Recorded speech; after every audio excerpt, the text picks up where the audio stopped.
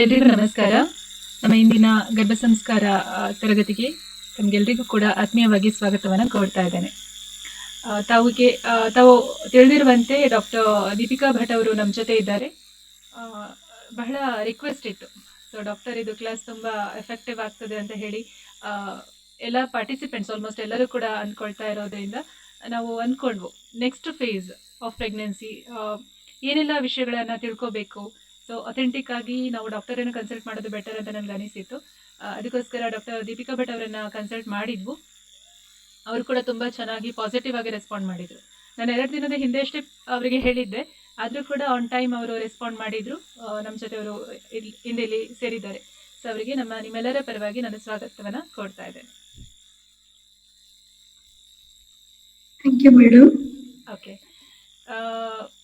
Audible ಎಲ್ರಿಗೂ ಕರೆಕ್ಟಾಗಿ ಕೇಳಿಸ್ತಿದ್ಯಾ?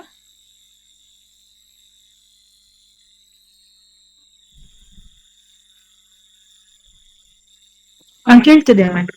Okay, right. So I think we can begin the session. So over to Dr. Deepika. Thank you, madam.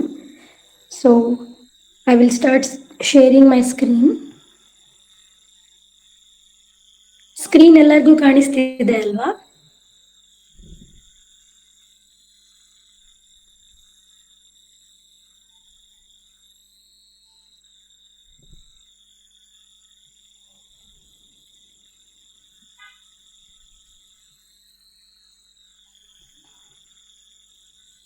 So ಇವತ್ತಿನ session ಅಲ್ಲಿ third trimester care, delivery preparedness ಮತ್ತೆ post partum care and leave ಇದರ ಬಗ್ಗೆ ತಿಳ್ಕೊಳ್ಳುವ.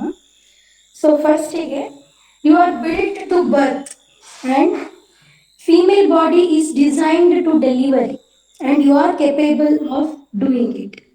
So don't be afraid or doubtful. There are also some medical conditions from mother side and also from baby side. So as the birth is very natural and normal event, all the pregnant should be confident because now we are technically and medically sound. ಯಾಕಂದ್ರೆ olden days ಅಲ್ಲಿ ನಮಗೆ ಗೊತ್ತಿದೆ ಏನಂತಂದ್ರೆ, ಯಾವುದೇ doctor ಇಲ್ಲದೆ ಇದ್ರೂ ಕೂಡ ಅಥವಾ ನರ್ಸ್ ಹಾಸ್ಪಿಟಲ್ ಸೆಟಪ್ ಇಲ್ಲದೆ ಇದ್ರೂ ಕೂಡ ಮನೆಯಲ್ಲೇ ಡೆಲಿವರಿ ಆಗ್ತಾ ಇತ್ತು ಹಿಂದಿನ ಕಾಲದಲ್ಲಿ. ಆವಾಗ ಯಾವುದೇ ರೀತಿಯ ಮೆಡಿಕಲ್ ಎಮರ್ಜೆನ್ಸೀಸ್ ಆಗ್ಲಿ ಅಥವಾ ಎಮರ್ಜೆನ್ಸಿ ಮೆಡಿಸಿನ್ಸ್ ಆಗ್ಲಿ ಅವ್ರ ಹತ್ರ ಇರ್ಲಿಲ್ಲ. ಸೊ ಅದು ಎಷ್ಟು ನ್ಯಾಚುರಲ್ ಅನ್ನೋದಕ್ಕೆ ಇದೇ ಪ್ರೂಫ್. ಯಾಕಂತಂದ್ರೆ ವಿದೌಟ್ ಎನಿ ಮೆಡಿಕೇಶನ್ಸ್, ಅಲ್ಲಿ ಆಂಟಿಬಯೋಟಿಕ್ಸ್ ಆಗ್ಲಿ ಅಥವಾ ಪೇನ್ ಇಂಡ್ಯೂಸ್ ಮಾಡ್ಲಿಕ್ಕೆ ಮೆಡಿಸಿನ್ಸ್ ಆಗ್ಲಿ ಏನು ಕೊಡದೇ ಇದ್ರೂ ಕೂಡ ಡೆಲಿವರಿ ಆಗ್ತಿತ್ತು. ಸೊ ಈಗ್ಲೂ ಕೂಡ ಡೆಲಿವರಿ ಅಂತಂದ್ರೆ ಅದೇನು ಹೆದರುವಂತಹದ್ದು ಅಥವಾ ನಮ್ಮ ಬಗ್ಗೆ ನಾವೇ ಡೌಟ್ಫುಲ್ ಪಡುವಂತಹ ಒಂದು ವಿಷಯ ಅಲ್ಲ. ಅದು ಅಷ್ಟೇ ಸಹಜವಾದ ಮತ್ತೆ ಅಷ್ಟೇ ನಾರ್ಮಲ್ ಆಗಿರುವಂತಹ ಪ್ರೋಸೆಸ್ ಆಗಿದೆ. ಸೊ ಹಾಗಾಗಿ ನಾವು ಇದ್ರ ಬಗ್ಗೆ ತಿಳ್ಕೊಳ್ಳೋದು ಅಗತ್ಯ ಇದೆ. ಹಾಗಂತ ಹೇಳಿ ಅದರ ಬಗ್ಗೆ ಭಯ ಪಡುವಂತಹ ಅವಶ್ಯಕತೆ ಇಲ್ಲ. ಈಗಿನ ಕಾಲದಲ್ಲಿ ನಾವು ಎಷ್ಟು ಡೆವಲಪ್ ಆಗಿದ್ದೀವಿ ಅಂತ ಹೇಳಿದ್ರೆ, any kind of emergencies can be managed. ಈಗ ಫೀಟಸ್ ಸೈಡ್, ಬೇಬಿ ಸೈಡ್ ಇಂದ ಆಗ್ಲಿ ಅಥವಾ ಮದರ್ ಸೈಡ್ ಇಂದ ಆಗ್ಲಿ ಯಾವ್ದಾದ್ರು ಕಾಂಪ್ಲಿಕೇಶನ್ಸ್ ಆಗಿದೆ ಅಂತಂದ್ರೆ ಇಮಿಡಿಯೇಟ್ ಮ್ಯಾನೇಜ್ಮೆಂಟ್ ಈಗಿನ ಮೆಡಿಕಲ್ ಸಿಸ್ಟಮ್ ಅಲ್ಲಿ ಇದೆ. ಹಾಗಾಗಿ ಯಾರು ಯಾವುದಕ್ಕೂ ಭಯ ಪಡುವ ಅವಶ್ಯಕತೆ ಇಲ್ಲ. ಈಗ ಏನೇನ್ ಆಗುತ್ತೆ ಥರ್ಡ್ ಟ್ರೈಮಿಸ್ಟರ್ ಅಲ್ಲಿ? ಥರ್ಡ್ ಟ್ರೈಮಿಸ್ಟರ್ ಅಂತ ಅಂದ್ರೆ 7, 8 ಹಾಗೂ 9ನೇ ತಿಂಗಳು. ಸೊ ಇಲ್ಲಿ ಬೇಬಿದು ಗ್ರೋತ್ ರ್ಯಾಪಿಡ್ ಆಗಿರ್ತದೆ. ರ್ಯಾಪಿಡ್ ಗ್ರೋತ್ ಅಂತ ಹೇಳಿದ್ರೆ ಬೇಬಿ ಎಲ್ಲ ಆರ್ಗನ್ಸ್ ಅನ್ನು ಡೆವಲಪ್ ಮಾಡ್ಕೊಳ್ತದೆ. ಸೊ ಇಲ್ಲಿ ಯಾವಾಗ ಬೇಬಿದು ವೇಟ್ ಜಾಸ್ತಿ ಆಗ್ತಾ ಹೋಗ್ತದೆ, ಆಗ ಮದರಿಗೆ ಬ್ಯಾಕ್ ಏಕ್, ಬ್ರೆತ್ಲೆಸ್ನೆಸ್ ಇದೆಲ್ಲ ಸ್ಟಾರ್ಟ್ ಆಗ್ತದೆ. ಬ್ಯಾಕ್ ಏಕ್, ಬ್ರೆತ್ಲೆಸ್ನೆಸ್ ಇದೆಲ್ಲ ಯಾಕೆ ಅಂತ ಹೇಳಿದ್ರೆ, ಮದರ್ ಹೊಸ ಬಾಡಿ ಅಕಸ್ಟಮ್ಡ್ ಆಗ್ಬೇಕು, ಹೊಸ ಸಿಸ್ಟಮಿಗೆ ಅಕಸ್ಟಮ್ಡ್ ಆಗ್ಬೇಕು ಅಂತ ಅಷ್ಟೊಂದು ವೇಟ್ ಅನ್ನು ಬೇರ್ ಮಾಡ್ಬೇಕು. ಅಲ್ಲದೆ ಚೇಂಜಸ್ಸಿಗೂ ಎಕ್ಸೆಪ್ಟ್ ಮಾಡ್ಕೊಳ್ಬೇಕು.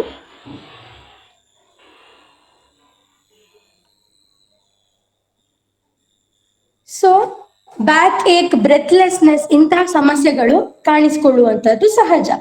ಸೊ ಅಂತ ಕಂಡೀಷನ್ಸ್ ಅಲ್ಲಿ mild application of oil to back region will be helpful. ಮತ್ತೆ more pressure on the bladder, urinary bladder ಅಥವಾ ಮೂತ್ರಚೀಲಕ್ಕೆ ಜಾಸ್ತಿ ಪ್ರೆಷರ್ ಕಾಣಿಸ್ಕೊಳ್ತದೆ. ಯಾಕೆ ಅಂತ ಹೇಳಿದ್ರೆ ಗ್ರೋಯಿಂಗ್ ಯೂಟರಸ್, ಗರ್ಭಕೋಶ ಗ್ರೋ ಆಗ್ತಾ ಇದ್ದ ಹಾಗೆ ಮುಂದೆಗಡೆ ಇರುವಂತಹ ಯೂರಿನರಿ ಬ್ಲಾಡರ್ ಅಥವಾ ಮೂತ್ರ ಚೀಲಕ್ಕೆ ಪ್ರೆಷರ್ ಬೀಳ್ತದೆ. ಸೊ ಗರ್ಭಕೋಶ ಎಲ್ಲಿ ಸಿಚುವೇಟೆಡ್ ಆಗಿದೆ ಅಂತ ಹೇಳಿದ್ರೆ ಮದರ್ ಇದು ಬೋನಿ ಪೆಲ್ವಿಕ್ ಬೋನ್ ಅಂದ್ರೆ ಪೆಲ್ವಿಸ್ ಬೋನ್ ಅಂತ ಏನ್ ಕರಿತೇವೆ, ಭಗ ಅಸ್ಥಿ ಅಂತ ಏನ್ ಕರಿತೇವೆ, ಅಲ್ಲಿ ಮುಂದಿನ ಭಾಗದಲ್ಲಿ ಮೂತ್ರ ಚೀಲ ಇರ್ತದೆ, ಮಧ್ಯದಲ್ಲಿ ಗರ್ಭಕೋಶ, ಅದರ ಹಿಂದೆ ರೆಕ್ಟಮ್ ಅಂತ ಹೇಳಿದ್ರೆ ಮಲ ಸ್ಟೋರ್ ಆಗುವಂತಹ ಜಾಗ. ಸೊ ಈ ಮೂರು ಒಂದಕ್ಕೊಂದು ಹತ್ರದಲ್ಲಿ ಇರ್ತದೆ. ಸೊ ಯಾವಾಗ ಗರ್ಭಕೋಶ ವೃದ್ಧಿ ಆಗ್ತದೆ, ಯಾವಾಗ ಬೇಬಿ ಗ್ರೋ ಆಗ್ತಾ ಇರುವಾಗ ಗರ್ಭಕೋಶದ ಸೈಜ್ ಇನ್ಕ್ರೀಸ್ ಆಗ್ತಾ ಇರುವ ಹಾಗೆ ಮುಂದೆ ಇರುವ ಮೂತ್ರಚೀಲದ ಮೇಲೆ ಹಾಗೆ ಹಿಂದೆ ಇರುವ ರೆಕ್ಟಮ್ ಮೇಲೆ ಇದು ಎರಡಕ್ಕೂ ಪ್ರೆಷರ್ ಕೊಡ್ತಾ ಇರ್ತದೆ. ಸೊ ಆದ್ರಿಂದ ಮದರ್ ಪ್ರೆಗ್ನೆಂಟ್ ಲೇಡಿಗೆ ಮೂತ್ರ ಜಾಸ್ತಿ ಬರುವಂತಹದ್ದು ಅಥವಾ ಮೂತ್ರದ ಸಮಸ್ಯೆಗಳು ಅಥವಾ ಕಾನ್ಸ್ಟಿಪೇಷನ್ ಅಂತ ಹೇಳಿದ್ರೆ ಮಲಬದ್ಧತೆ, ಇಂತಹ ಸಮಸ್ಯೆಗಳು ಕೂಡ ಕಾಣಿಸ್ಕೊಳ್ತಾ ಇರ್ತದೆ. ಸೊ ಏನ್ ಮಾಡ್ಬೇಕು ಥರ್ಡ್ ಟ್ರೈಮಿಸ್ಟರ್ ಅಲ್ಲಿ ಅಂತ ಹೇಳಿದ್ರೆ ಆದಷ್ಟು ಕಾನ್ಸ್ಟಿಪೇಷನ್ ಆಗದೆ ಇರುವ ತರ ನೋಡ್ಕೊಳ್ಬೇಕು. ಅದೇ ತರ ಮೂತ್ರ ಕೂಡ ಸರಿಯಾಗಿ ವಿಸರ್ಜನೆ ಆಗುವಂತೆ ನೋಡ್ಕೊಳ್ಬೇಕು. ಇನ್ನು ಬ್ರಾಕ್ಸ್ಟನ್ ಹಿಕ್ಸ್ ಕಾಂಟ್ರಾಕ್ಷನ್ಸ್ ಅಂತ ಹೇಳಿದ್ರೆ ಯಾವಾಗ ನಿಮಗೆ ಪ್ರೆಗ್ನೆನ್ಸಿ ಟೈಮಲ್ಲಿ ಮೈಲ್ಡ್ ಕಾಂಟ್ರಾಕ್ಷನ್ಸ್ ಅಂದ್ರೆ ಹೊಟ್ಟೆ ಗಟ್ಟಿ ಆಗುದು ಅಂತ ಕೇಳಿರ್ಬೋದು ನೀವು. ಸ್ವಲ್ಪ ಹೊಟ್ಟೆ ನೋವು ಜೊತೆ ಸ್ವಲ್ಪ ಹೊಟ್ಟೆ ಚರ್ಮ ಅಥವಾ ಗರ್ಭಕೋಶದಿಂದನೇ ಗಟ್ಟಿ ಆಗ್ಲಿಕ್ಕೆ ಶುರು ಆಗ್ತದೆ, ಅದನ್ನು ಕಾಂಟ್ರಾಕ್ಷನ್ಸ್ ಅಂತ ಕರಿತೇವೆ. ಅದ್ ಯಾಕೆ ಇಂಪಾರ್ಟೆಂಟ್ ಅಂತ ಹೇಳಿದ್ರೆ ಗರ್ಭಕೋಶ ಯಾವಾಗ ಹಿಂಡ್ಲಿಕ್ಕೆ ಶುರು ಆಗ್ತದೆ ಅಥವಾ ಗಟ್ಟಿ ಆಗ್ಲಿಕ್ಕೆ ಶುರು ಆಗ್ತದೆ ಅದು ಥರ್ಡ್ ಟ್ರೈಮಿಸ್ಟರ್ ನ ಎಂಡ್ಗೆ ಇನ್ನೂ ಜಾಸ್ತಿ ಆಗಿ ಮಗುವಿನ ಡೆಲಿವರಿಗೆ ಹೆಲ್ಪ್ ಆಗ್ತದೆ. ಇನ್ನು ಇಮೋಷನಲ್ ಚೇಂಜಸ್. ಸೊ ಒಂದು ಪ್ರೆಗ್ನೆಂಟ್ ಲೇಡೀಸ್ ಅಲ್ಲಿ ಆಂಗ್ಸೈಟಿ ಇರ್ಬೋದು, ಹೇಗೆ ಡೆಲಿವರಿ ಆಗ್ಬೋದು, ನನಗೆ ನಾರ್ಮಲ್ ಆಗ್ಬೋದಾ, ಸಿಸೇರಿಯನ್ ಆಗ್ಬೋದಾ, ಗಂಡು ಮಗು ಇರ್ಬೋದಾ, ಹೆಣ್ಣು ಮಗು ಇರಬಹುದಾ, ಅಥವಾ ಏನಾದ್ರೂ ಸಮಸ್ಯೆಗಳಾಗ್ಬೋದಾ, ಇಂತಹ ಇಮೋಷನಲ್ ಚೇಂಜಸ್ ಕೂಡ ಕಾಮನ್ ಆಗಿ ಇರ್ತದೆ.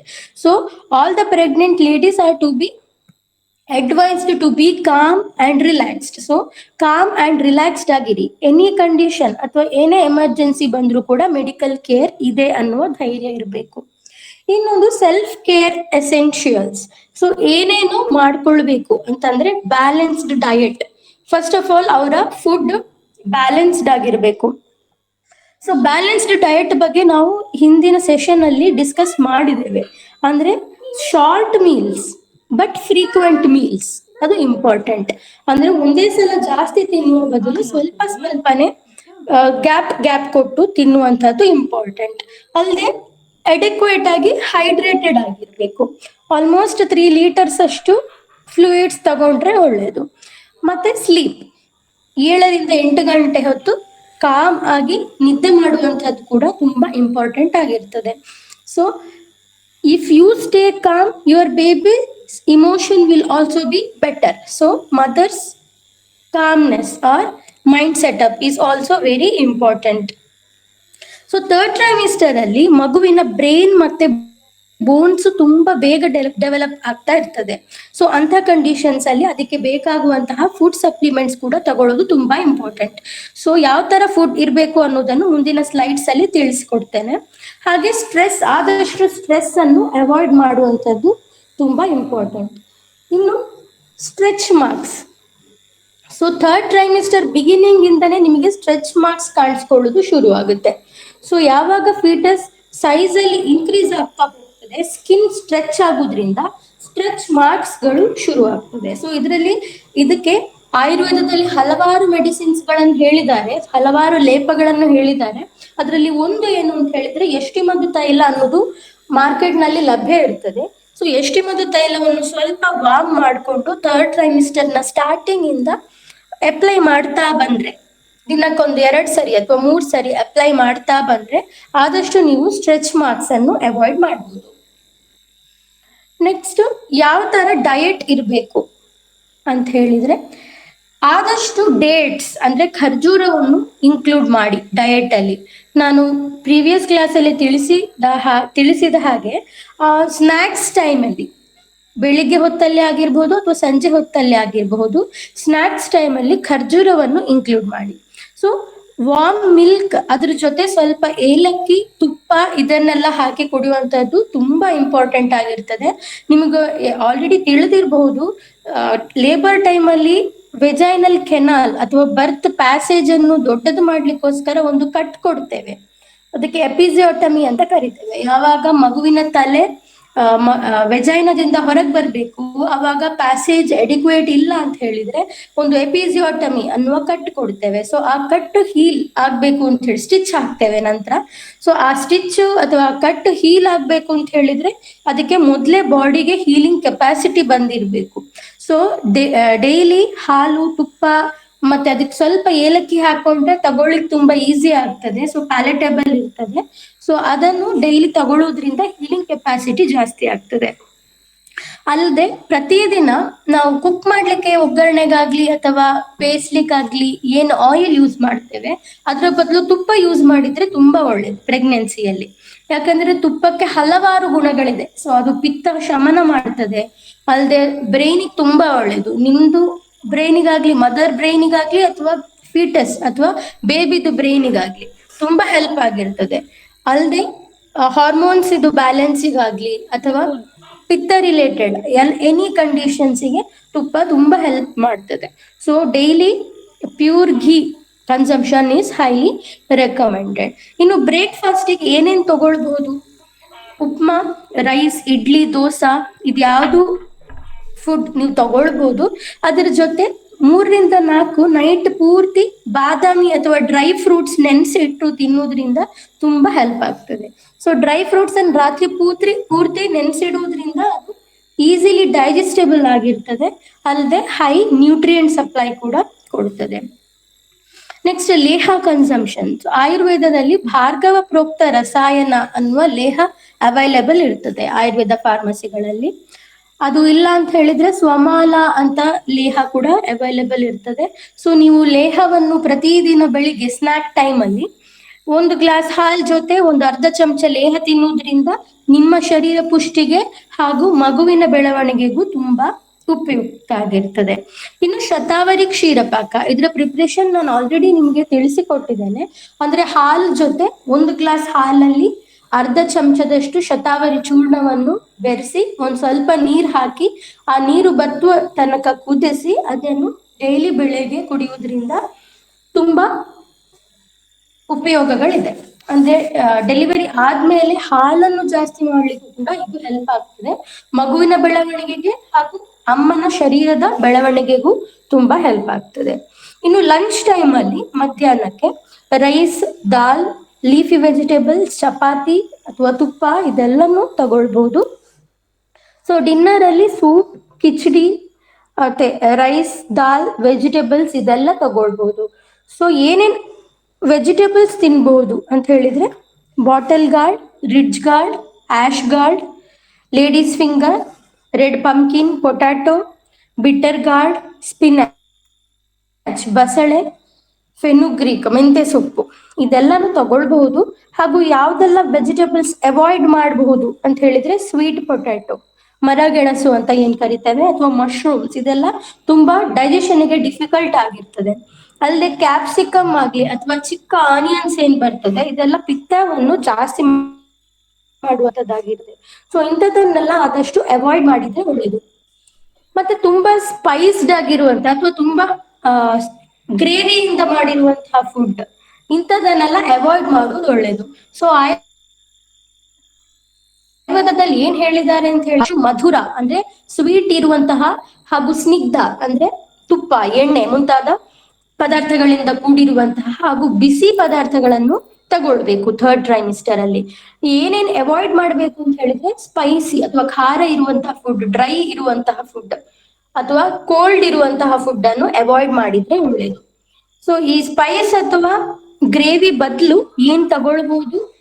ಗ್ರೇಟೆಡ್ ಕೋಕೋನಟ್, ತುರಿದಿರುವಂತಹ ತೆಂಗಿನಕಾಯಿ ತುರಿಗಳನ್ನು ಅಥವಾ ಜಿಂಜರ್ ಅಥವಾ ಸೀಸೆಮ್ ಸೀಡ್, ಕೊರಿಯಾಂಡರ್, ಕೊತ್ತಂಬರಿ ಸೊಪ್ಪು ಇಂಥದನ್ನೆಲ್ಲ ಗಾರ್ನಿಶ್ ಮಾಡಿಕೊಂಡು ನೀವು ಫುಡ್ ತಗೊಳ್ಬಹುದು. ಕೊತ್ತಂಬರಿ ಸೊಪ್ಪನ್ನು ತಗೊಳ್ಬಹುದು ಗಾರ್ನಿಶ್ ಮಾಡ್ಕೊಂಡು ಸಾರಿಗಾಗ್ಲಿ, ಅಥವಾ ಏನಾದ್ರೂ ಪಲ್ಯ ಏನಾದ್ರೂ ಗ್ರೇವಿಸ್ ಮಾಡ್ತೀರಾ ಅಂತ ಹೇಳಿದ್ರೆ ಕೊತ್ತಂಬರಿ ಸೊಪ್ಪನ್ನು ಉಪಯೋಗಿಸಬಹುದು. ಇನ್ನು ಬೇರೆ ಯಾವ್ದೆಲ್ಲ ಡಯಟ್ ಇನ್ಕ್ಲೂಡ್ ಮಾಡಬಹುದು? ಬೀಟ್ರೂಟ್, ಆಪಲ್, ದಾಳಿಂಬೆ, ಬೆಲ್ಲ ಇಂಥದನ್ನೆಲ್ಲ ತಗೊಳ್ಬಹುದು. ಪಲ್ಸಸ್ ಅಲ್ಲಿ ಮೂಂಗ್ ದಾಲ್, ತೊಗರಿಬೇಳೆ ಇದೆಲ್ಲ ತಗೊಳ್ಬಹುದು. ಮತ್ತೆ ಪಂಚಾಮೃತ ಅಂತ ಹೇಳಿದ್ರೆ ಹಾಲು ಜಾಸ್ತಿ ಕ್ವಾಂಟಿಟಿಯಲ್ಲಿ ಇರಬೇಕು, ಒಂದ್ ಸ್ವಲ್ಪ ಮೊಸರು, ಮತ್ತೆ ಅದಕ್ಕೆ ಸ್ವಲ್ಪ ಸಕ್ಕರೆ ಮತ್ತೆ ಸ್ವಲ್ಪ ಹನಿ, ಇದಿಷ್ಟನ್ನು ಮಿಕ್ಸ್ ಮಾಡಿಕೊಂಡು ಡೈಲಿ ತಗೊಳ್ಳೋದು ಅವ್ರಿಗೆ ತುಂಬಾ ಹೆಲ್ಪ್ ಆಗಿರ್ತದೆ. ಸೊ ಡ್ರೈ ಫ್ರೂಟ್ ಇಂದ ಮಾಡಿರುವಂತಹ ಲಾಡು ಇದು ಕೂಡ ನಾವು ರೆಕಮೆಂಡ್ ಮಾಡ್ತೇವೆ. ಅಲ್ಲದೆ ಆದಷ್ಟು ಸಕ್ಕರೆಯ ಬದಲು ಕಲ್ಲು ಸಕ್ಕರೆಯನ್ನು ಬಳಸುವುದು ತುಂಬಾ ಒಳ್ಳೆಯದು. ಸೊ ಕಲ್ಲು ಸಕ್ಕರೆ ತಿನ್ನುವುದ್ರಿಂದ ಅಸಿಡಿಟಿ ಆಗುದಿಲ್ಲ. ಪ್ರೆಗ್ನೆಂಟ್ ಲೇಡೀಸಿಗೆ ಎಸಿಡಿಟಿ ಆಗ್ಲಿ ಅಥವಾ ಪಿತ್ತದ ಸಮಸ್ಯೆಗಳು ಇದ್ಯಾವುದು ಕೂಡ ಕಲ್ಲು ಸಕ್ಕರೆ ತಗೊಳ್ಳೋದ್ರಿಂದ ಆಗುದಿಲ್ಲ. ಸೊ ಸಕ್ಕರೆ ತಗೊಳ್ಳೋದು ಕಲ್ಲು ಸಕ್ಕರೆ ತಗೊಳ್ಳೋದಕ್ಕೆ ತುಂಬಾ ವ್ಯತ್ಯಾಸ ಇದೆ. ಸೊ ಕಲ್ಲು ಸಕ್ಕರೆಯನ್ನು ನಿಮ್ಮ ಡಯಟ್ ಅಲ್ಲಿ ನೀವು ಇನ್ಕ್ಲೂಡ್ ಮಾಡ್ಕೊಳ್ಬಹುದು. ಸೊ ಏನೇನನ್ನು ತಿನ್ಬಾರ್ದು? So what to be avoided? Foods which are difficult to digest. So ಯಾವ್ದೆಲ್ಲ ನಿಮಗೆ ತಿಂದಾಗ ಸರಿ ಜೀರ್ಣ ಆಗುವುದಿಲ್ಲ, ಪರೋಟ ಇರ್ಬೋದು, ಅಥವಾ ಯಾವ್ದೆಲ್ಲ ನಿಮಗೆ ಸರಿಯಾಗಿ ತಿಂದಾಗ, ಪನ್ನೀರ್ ಕೆಲವೊಬ್ಬರಿಗೆ ಸರಿಯಾಗಿ ಡೈಜೆಸ್ಟ್ ಆಗುದಿಲ್ಲ. Paneer is recommended in pregnancy, ತಗೊಳ್ಬಹುದು. ಆದ್ರೆ ಯಾರಿಗೆಲ್ಲ ಡೈಜೆಷನ್ ಆಗ್ಲಿಕ್ಕೆ ತುಂಬಾ ಕಷ್ಟ ಇದೆ ಅಂಥವರು ಪನ್ನೀರನ್ನು ಅವಾಯ್ಡ್ ಮಾಡುವುದು ಒಳ್ಳೇದು. ಇನ್ನು ಚೀಸ್, ಇದು ಕೂಡ ಅಷ್ಟೇ, ಇದು calcium rich source, but it is hard to digest. So ಯಾವ್ದೆಲ್ಲ ಡೈಜೆಷನ್ಗೆ ಕಷ್ಟ ಆಗ್ತದೆ ಅಂತಹ ಫುಡ್ ಅನ್ನು ಅವಾಯ್ಡ್ ಮಾಡುವುದು ಒಳ್ಳೆಯದು. ಇನ್ನು ಮೈದಾದಿಂದ ಮಾಡಿರುವಂತಹ ಎಲ್ಲಾ ಫುಡ್ ಅನ್ನು ಅವಾಯ್ಡ್ ಮಾಡಬೇಕು. So to be particular, noodles, biscuits ಆದಷ್ಟು ಕಡಿಮೆ ಬಿಸ್ಕೆಟ್ಸ್ ಅನ್ನು ತಿನ್ಬೇಕು. ಈಗ ಪ್ರೆಗ್ನೆನ್ಸಿ ಟೈಮ್ ಅಲ್ಲಿ ಫಸ್ಟ್ ಟ್ರೈಮಿಸ್ಟರ್ ಅಲ್ಲಿ ನಾಸಿಯಾ ಅಂಡ್ ವಾಮಿಟಿಂಗ್, ತುಂಬಾ ವಾಮಿಟಿಂಗ್ ಇದೆ ಅಂತ ಕಂಡೀಷನ್ ಅಲ್ಲಿ ಡ್ರೈ ಫುಡ್ ಇಸ್ ರೆಕಮೆಂಡೆಡ್. ಅವಾಗ ಬ್ರೆಡ್ ಚಂಕ್ಸ್ ಆಗ್ಲಿ, ಬಿಸ್ಕೆಟ್ಸ್ ಆಗ್ಲಿ ಸ್ವಲ್ಪ ಪ್ರಮಾಣದಲ್ಲಿ ನ್ಯೂಟ್ರಿಷನ್ ಮೇಂಟೈನ್ ಮಾಡಿ ತಗೊಳ್ಬಹುದು. ಆದ್ರೆ ಥರ್ಡ್ ಟ್ರೈಮಿಸ್ಟರ್ ಅಲ್ಲಿ ಆದಷ್ಟು ಬಿಸ್ಕೆಟ್, ಕೇಕ್ ಇಂತಹ ಕೆಮಿಕಲ್ಸ್ ಅನ್ನು ಅವಾಯ್ಡ್ ಮಾಡುವುದು ಒಳ್ಳೇದು. ಯಾಕಂದ್ರೆ ಬೇಕಿಂಗ್ ಪೌಡರ್ ಅಥವಾ ಇಂತಹ ಪ್ರಾಡಕ್ಟ್ಸ್ ಅಲ್ಲಿ ತುಂಬಾ ಹಾರ್ಮ್ಫುಲ್ ಕೆಮಿಕಲ್ಸ್ ಇರ್ತದೆ. ಸೋಡಾ ಅಥವಾ ಕಾರ್ಬೋನೇಟೆಡ್ ಡ್ರಿಂಕ್ಸ್, ಸೊ ಜಾಸ್ತಿ ಬಾಯಾರಿಕೆ ಆಯ್ತು ಅಂತ ಸೋಡಾ ಅಥವಾ ಕಾರ್ಬೋನೇಟೆಡ್ ಡ್ರಿಂಕ್ಸ್ ತಗೊಂಡ್ರೆ ಅದರಲ್ಲಿ ಇರುವಂತಹ ಗ್ಯಾಸ್ ಏನಿರ್ತದೆ ಅದು ಡೈಜೆಸ್ಟಿವ್ ಫೈರ್ ಅನ್ನು ಕಡಿಮೆ ಮಾಡ್ತದೆ ಅಥವಾ ಅಗ್ನಿಯನ್ನು ಕಡಿಮೆ ಮಾಡ್ತದೆ. ಯಾವಾಗ ಹಸಿವು ಕಡಿಮೆ ಆಗ್ತದೆ ಆಗ ಅಮ್ಮ ಹಾಗೂ ಮಗುವಿನ ಬೆಳವಣಿಗೆಗೆ ಬೇಕಾಗುವಂತಹ ನರಿಶ್ಮೆಂಟ್ ಸರಿಯಾಗಿ ಆಗುದಿಲ್ಲ. ಸೊ ಇದ್ರ ಬದಲು ನೀವು ಲೈಮ್ ಜ್ಯೂಸ್ ಕುಡಿಬಹುದು, ಲೆಮನ್ ಇಂದ ಮಾಡಿರುವಂತಹ ಶರ್ಬತ್ತು ಕುಡಿಬಹುದು, ಅಥವಾ ಪುನರ್ ಕುಳಿದು ಜ್ಯೂಸ್ ಕೂಡ ಮಾಡಿ ಕುಡಿಬಹುದು. ವಾರ್ನಿಂಗ್ ಸೈನ್ಸ್, ಯಾವಾಗೆಲ್ಲ ನೀವು ಹಾಸ್ಪಿಟಲ್ಗೆ ವಿಸಿಟ್ ಮಾಡಬೇಕು, ಯಾವಾಗ ಮೂಮೆಂಟ್ ಸರಿಯಾಗಿ ಎಪ್ರಿಶಿಯೇಟ್ ಆಗುವುದಿಲ್ಲ. ಸೊ ಮೂಮೆಂಟ್ಸ್ ಹೇಗೆ ಕೌಂಟ್ ಮಾಡುದು ಅನ್ನೋದನ್ನು ಹೇಳ್ತೇನೆ. ಬ್ಲೀಡಿಂಗ್ ಪರ್ ವೆಜೈನಾ, ಸೊ ಯಾವಾಗ ವೆಜೈನದಿಂದ ಬ್ಲೀಡಿಂಗ್ ಶುರು ಆಗ್ತದೆ ಆವಾಗ ಇಮಿಡಿಯೇಟ್ ವಿಸಿಟ್ ಮಾಡಬೇಕು. Leaking of fluid, rupture of membrane ಅಂತ ಏನ್ ಕರಿತೇವೆ. ಸೊ ಗರ್ಭಕೋಶದ ಒಳಗಡೆ ಮಗುವಿನ ಪ್ರೊಟೆಕ್ಷನ್ಗಾಗಿ, ಆಮ್ನಿಯೋಟಿಕ್ ಫ್ಲೂಯಿಡ್ ನ ಪ್ರೊಟೆಕ್ಷನ್ಗಾಗಿ ಒಂದು ಮೆಂಬ್ರೇನ್ ಇರ್ತದೆ, ಅದು ರಪ್ಚರ್ ಆದ್ರೆ ನೀರು ಹೊರಗೆ ಬರುವಂತಹ ಚಾನ್ಸಸ್ ಇರ್ತದೆ. ಸೊ ಯಾವಾಗ ನೀರ್ ಹೊರಗೆ ಬರ್ತದೆ, ಸೊ ಇನ್ಫೆಕ್ಷನ್ ಕಂಡೀಷನ್ ಜಾಸ್ತಿ ಆಗುವಂತಹ ಚಾನ್ಸಸ್ ಇರ್ತದೆ. ಇಮಿಡಿಯೇಟ್ ವಿದಿನ್ 2 ದಿನದಲ್ಲಿ ಡೆಲಿವರಿ ಆಗ್ಬೇಕು ಆ ಟೈಮಲ್ಲಿ. So any time in pregnancy, if you feel that watery discharge per vagina, you have to visit your obstetrician. ಇನ್ನು severe headache, swelling or blurring of vision, ಸಹಿಸಲಾಗದೆ ಇರುವಷ್ಟು ಹೆಡ್ಏಕ್ ಇದ್ರೆ ಅಥವಾ ವಿಷನ್ ಪ್ರಾಬ್ಲಮ್ಸ್ ಇದ್ರೆ ನಿಮಗೆ ಸಡನ್ BP ಜಾಸ್ತಿ ಆಗಿರುವಂತಹ chances ಕೂಡ ಇರ್ತದೆ. ಸೊ ಅಂತ ಕಂಡೀಷನ್ ಅಲ್ಲಿ ಇಮಿಡಿಯೇಟ್ ಹಾಸ್ಪಿಟಲ್ ವಿಸಿಟ್ ಮಾಡಿ BP ಚೆಕ್ಅಪ್ ಮಾಡಿಸ್ಕೊಳ್ಬೇಕು. ಸೊ ಜ್ವರ ಅಥವಾ ಅಬ್ಡಾಮಿನಲ್ ಪೇನ್, ಹೊಟ್ಟೆ ನೋವು, ಸಿವಿಯರ್ ಜ್ವರ ಇಂಥದ್ದೆಲ್ಲ ಕಾಣಿಸ್ಕೊಂಡು ಕನ್ಸಲ್ಟ್ ಮಾಡಬೇಕು. ಫೀಟಲ್ ಮೂಮೆಂಟ್ ಕೌಂಟ್ ಅಥವಾ ಕಿಕ್ ಕೌಂಟ್ ಹೇಗಿರಬೇಕು? ಇಮಿಡಿಯೇಟ್ಲಿ ಆಫ್ಟರ್ ಫುಡ್, ಬೆಳಿಗ್ಗೆ ಬ್ರೇಕ್ಫಾಸ್ಟ್, ಆಫ್ಟರ್ನೂನ್ ಲಂಚ್ ಮತ್ತೆ ನೈಟ್ ಡಿನ್ನರ್, ಇದು ಆದ ನಂತರ 1 ಗಂಟೆಗೆ ಕೌಂಟ್ ಮಾಡ್ತಾ ಹೋಗ್ಬೇಕು. 1 ಗಂಟೆಗೆ ಎಷ್ಟು ಸಲ ಮೂವ್ಮೆಂಟ್ ಆಯ್ತು. ಸೊ 3ರಿಂದ ಅಥವಾ 2ರಿಂದ ಕಡಿಮೆ ಮೂವ್ಮೆಂಟ್ ಆಯ್ತು ಅಂತ ಹೇಳಿದ್ರೆ ನೀವು ಇಮಿಡಿಯೇಟ್ ಹಾಸ್ಪಿಟಲ್ ಹೋಗಿ NST ಅನ್ನುವ ಟೆಸ್ಟ್ ಅನ್ನು ಮಾಡಿಸ್ಕೊಳ್ಬೇಕು, ಅಂದ್ರೆ ನಾನ್ ಸ್ಟ್ರೆಸ್ ಟೆಸ್ಟ್ ಅಂತ. ಅದರಲ್ಲಿ ಕರೆಕ್ಟ್ ಆಗಿ ಫೀಟಲ್ ಹಾರ್ಟ್ ಬೀಟ್ ಮತ್ತೆ ಫೀಟಲ್ ಮೂವ್ಮೆಂಟ್ಸ್ ಬಗ್ಗೆ ಐಡಿಯಾ ಸಿಗ್ತದೆ. ಸೊ ಜಸ್ಟ್ ಆಫ್ಟರ್ ಫುಡ್, ಬೆಳಿಗ್ಗೆ ಬ್ರೇಕ್ಫಾಸ್ಟ್ ನಂತರ 1 ಗಂಟೆ ಕೈಯಲ್ಲಿ ಒಂದು ಶೀಟ್ ಆಫ್ ಪೇಪರ್ ಮತ್ತೆ ಪೆನ್ ಹಿಡ್ಕೊಂಡು ಕೌಂಟ್ ಮಾಡ್ಬೇಕು ಎಷ್ಟು ಸಲ ಮೂವ್ಮೆಂಟ್ ಆಯ್ತು. ಸೊ ಯಾವಾಗ ಮೂವ್ಮೆಂಟ್ ಕಡಿಮೆ ಆಯ್ತು ಅದರ ಅರ್ಥ ನಿಮ್ಮ ಮಗುವಿನ ಬೆಳವಣಿಗೆ ಕಡಿಮೆ ಇರಬಹುದು ಅಥವಾ ಏನಾದ್ರೂ ಸಮಸ್ಯೆ ಇರಬಹುದು.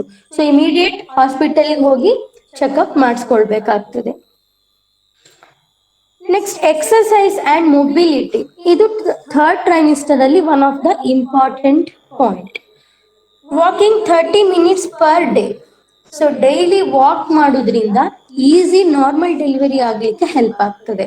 So first stage, second stage, third stage ಅಂತ 3 ಸ್ಟೇಜಸ್ ಆಫ್ ಲೇಬರ್ ಇದೆ ಡೆಲಿವರಿ ಆಗ್ಲಿಕ್ಕೆ. ಅದ್ರ ಬಗ್ಗೆ ಮುಂದಿನ ಸ್ಲೈಡ್ಸ್ ಅಲ್ಲಿ ನೋಡುವ. ಸೊ ಏನ್ ಮಾಡ್ಬೇಕಂತ ಹೇಳಿದ್ರೆ, ಮೂವ್ಮೆಂಟ್ ಮಾಡ್ತಾ ಇದ್ರೆ ಅಥವಾ ವಾಕಿಂಗ್ ಮಾಡ್ತಾ ಇದ್ರೆ ಬ್ಲಡ್ ಫ್ಲೋ ಜಾಸ್ತಿ ಆಗ್ತದೆ, ಬ್ಲಡ್ ಸರ್ಕ್ಯುಲೇಷನ್ ಜಾಸ್ತಿ ಆಗ್ತದೆ. ಪ್ರೆಗ್ನೆನ್ಸಿ ಟೈಮಲ್ಲಿ ಎಸ್ಪೆಷಲಿ ಥರ್ಡ್ ಟ್ರೈಮಿಸ್ಟರ್ ಅಲ್ಲಿ ಬ್ಯಾಕ್ ಪೇನ್ ಎಲ್ಲ ಏನ್ ಬರ್ತದೆ ಅದೆಲ್ಲ ತುಂಬಾ ಕಡಿಮೆ ಆಗ್ಲಿಕ್ಕೆ ಶುರು ಆಗ್ತದೆ ಡೈಲಿ ವಾಕಿಂಗ್ ಮಾಡಿದ್ರೆ. ಅಲ್ಲದೆ ಡೈಲಿ ವಾಕ್ ಮಾಡ್ತಾ ಇದ್ರೆ ಆ ಗ್ರಾವಿಟಿಯಿಂದ ಬೇಬಿ ಕೂಡ ಕರೆಕ್ಟ್ ಆಗಿ ಎಂಗೇಜ್ ಆಗ್ತದೆ ಪೆಲ್ವಿಸ್ ಒಳಗಡೆ. ಸೊ ಮಗುವಿನ ತಲೆ ಅಮ್ಮನ ಪೆಲ್ವಿಸ್ಗೆ ಅಟ್ಯಾಚ್ ಆಗ್ಲಿಕ್ಕೆ, ಎಂಗೇಜ್ ಆಗ್ಲಿಕ್ಕೆ ತುಂಬಾ ಹೆಲ್ಪ್ ಆಗ್ತದೆ ಡೈಲಿ ವಾಕಿಂಗ್ ಮಾಡೋದ್ರಿಂದ. ಅಲ್ಲದೆ ಪೆಲ್ವಿಕ್ ಟಿಲ್ಟ್, ಇದೆಲ್ಲ ಎಕ್ಸಸೈಸ್ ನಾವು ನೋಡಿದ್ದೇವೆ ಯಾವ್ದೆಲ್ಲ ಎಕ್ಸಸೈಸ್ ಥರ್ಡ್ ಟ್ರೈಮಿಸ್ಟರ್ ಅಲ್ಲಿ ಮಾಡ್ಬೇಕು ಅಂತ. ಮತ್ತೆ ಪ್ರಿನೇಟಲ್ ಯೋಗಾಸನ, ಥರ್ಡ್ ಟ್ರೈಮಿಸ್ಟರ್ ಅಲ್ಲಿ ಮಾಡ್ಬೇಕಾಗಿರುವಂತಹ ಆಸನಗಳನ್ನು ಮಾಡುವುದು ಕೂಡ ತುಂಬಾ ಇಂಪಾರ್ಟೆಂಟ್. ಜಾಸ್ತಿ ವೇಟ್ ಲಿಫ್ಟ್ ಮಾಡುವುದಾಗ್ಲಿ ಅಥವಾ ಹೊಸ ಎಕ್ಸಸೈಸ್ ಗಳನ್ನು ಥರ್ಡ್ ಟ್ರೈಮಿಸ್ಟರ್ ಅಲ್ಲಿ ಟ್ರೈ ಮಾಡುವುದಾಗ್ಲಿ ಮಾಡುವುದು ಒಳ್ಳೇದಲ್ಲ. ನೆಕ್ಸ್ಟ್ ಸ್ಲೀಪ್ ಪೊಸಿಷನ್ಸ್, ಯಾವ ತರ ಮಲ್ಕೊಳ್ಬೇಕು. ಆಲ್ವೇಸ್ ಥರ್ಡ್ ಟ್ರೈಮಿಸ್ಟರ್ ಅಲ್ಲಿ ಕೂಡ ಲೆಫ್ಟ್ ಸೈಡ್ ಅಲ್ಲೇ ಮಲ್ಕೊಳ್ಬೇಕು.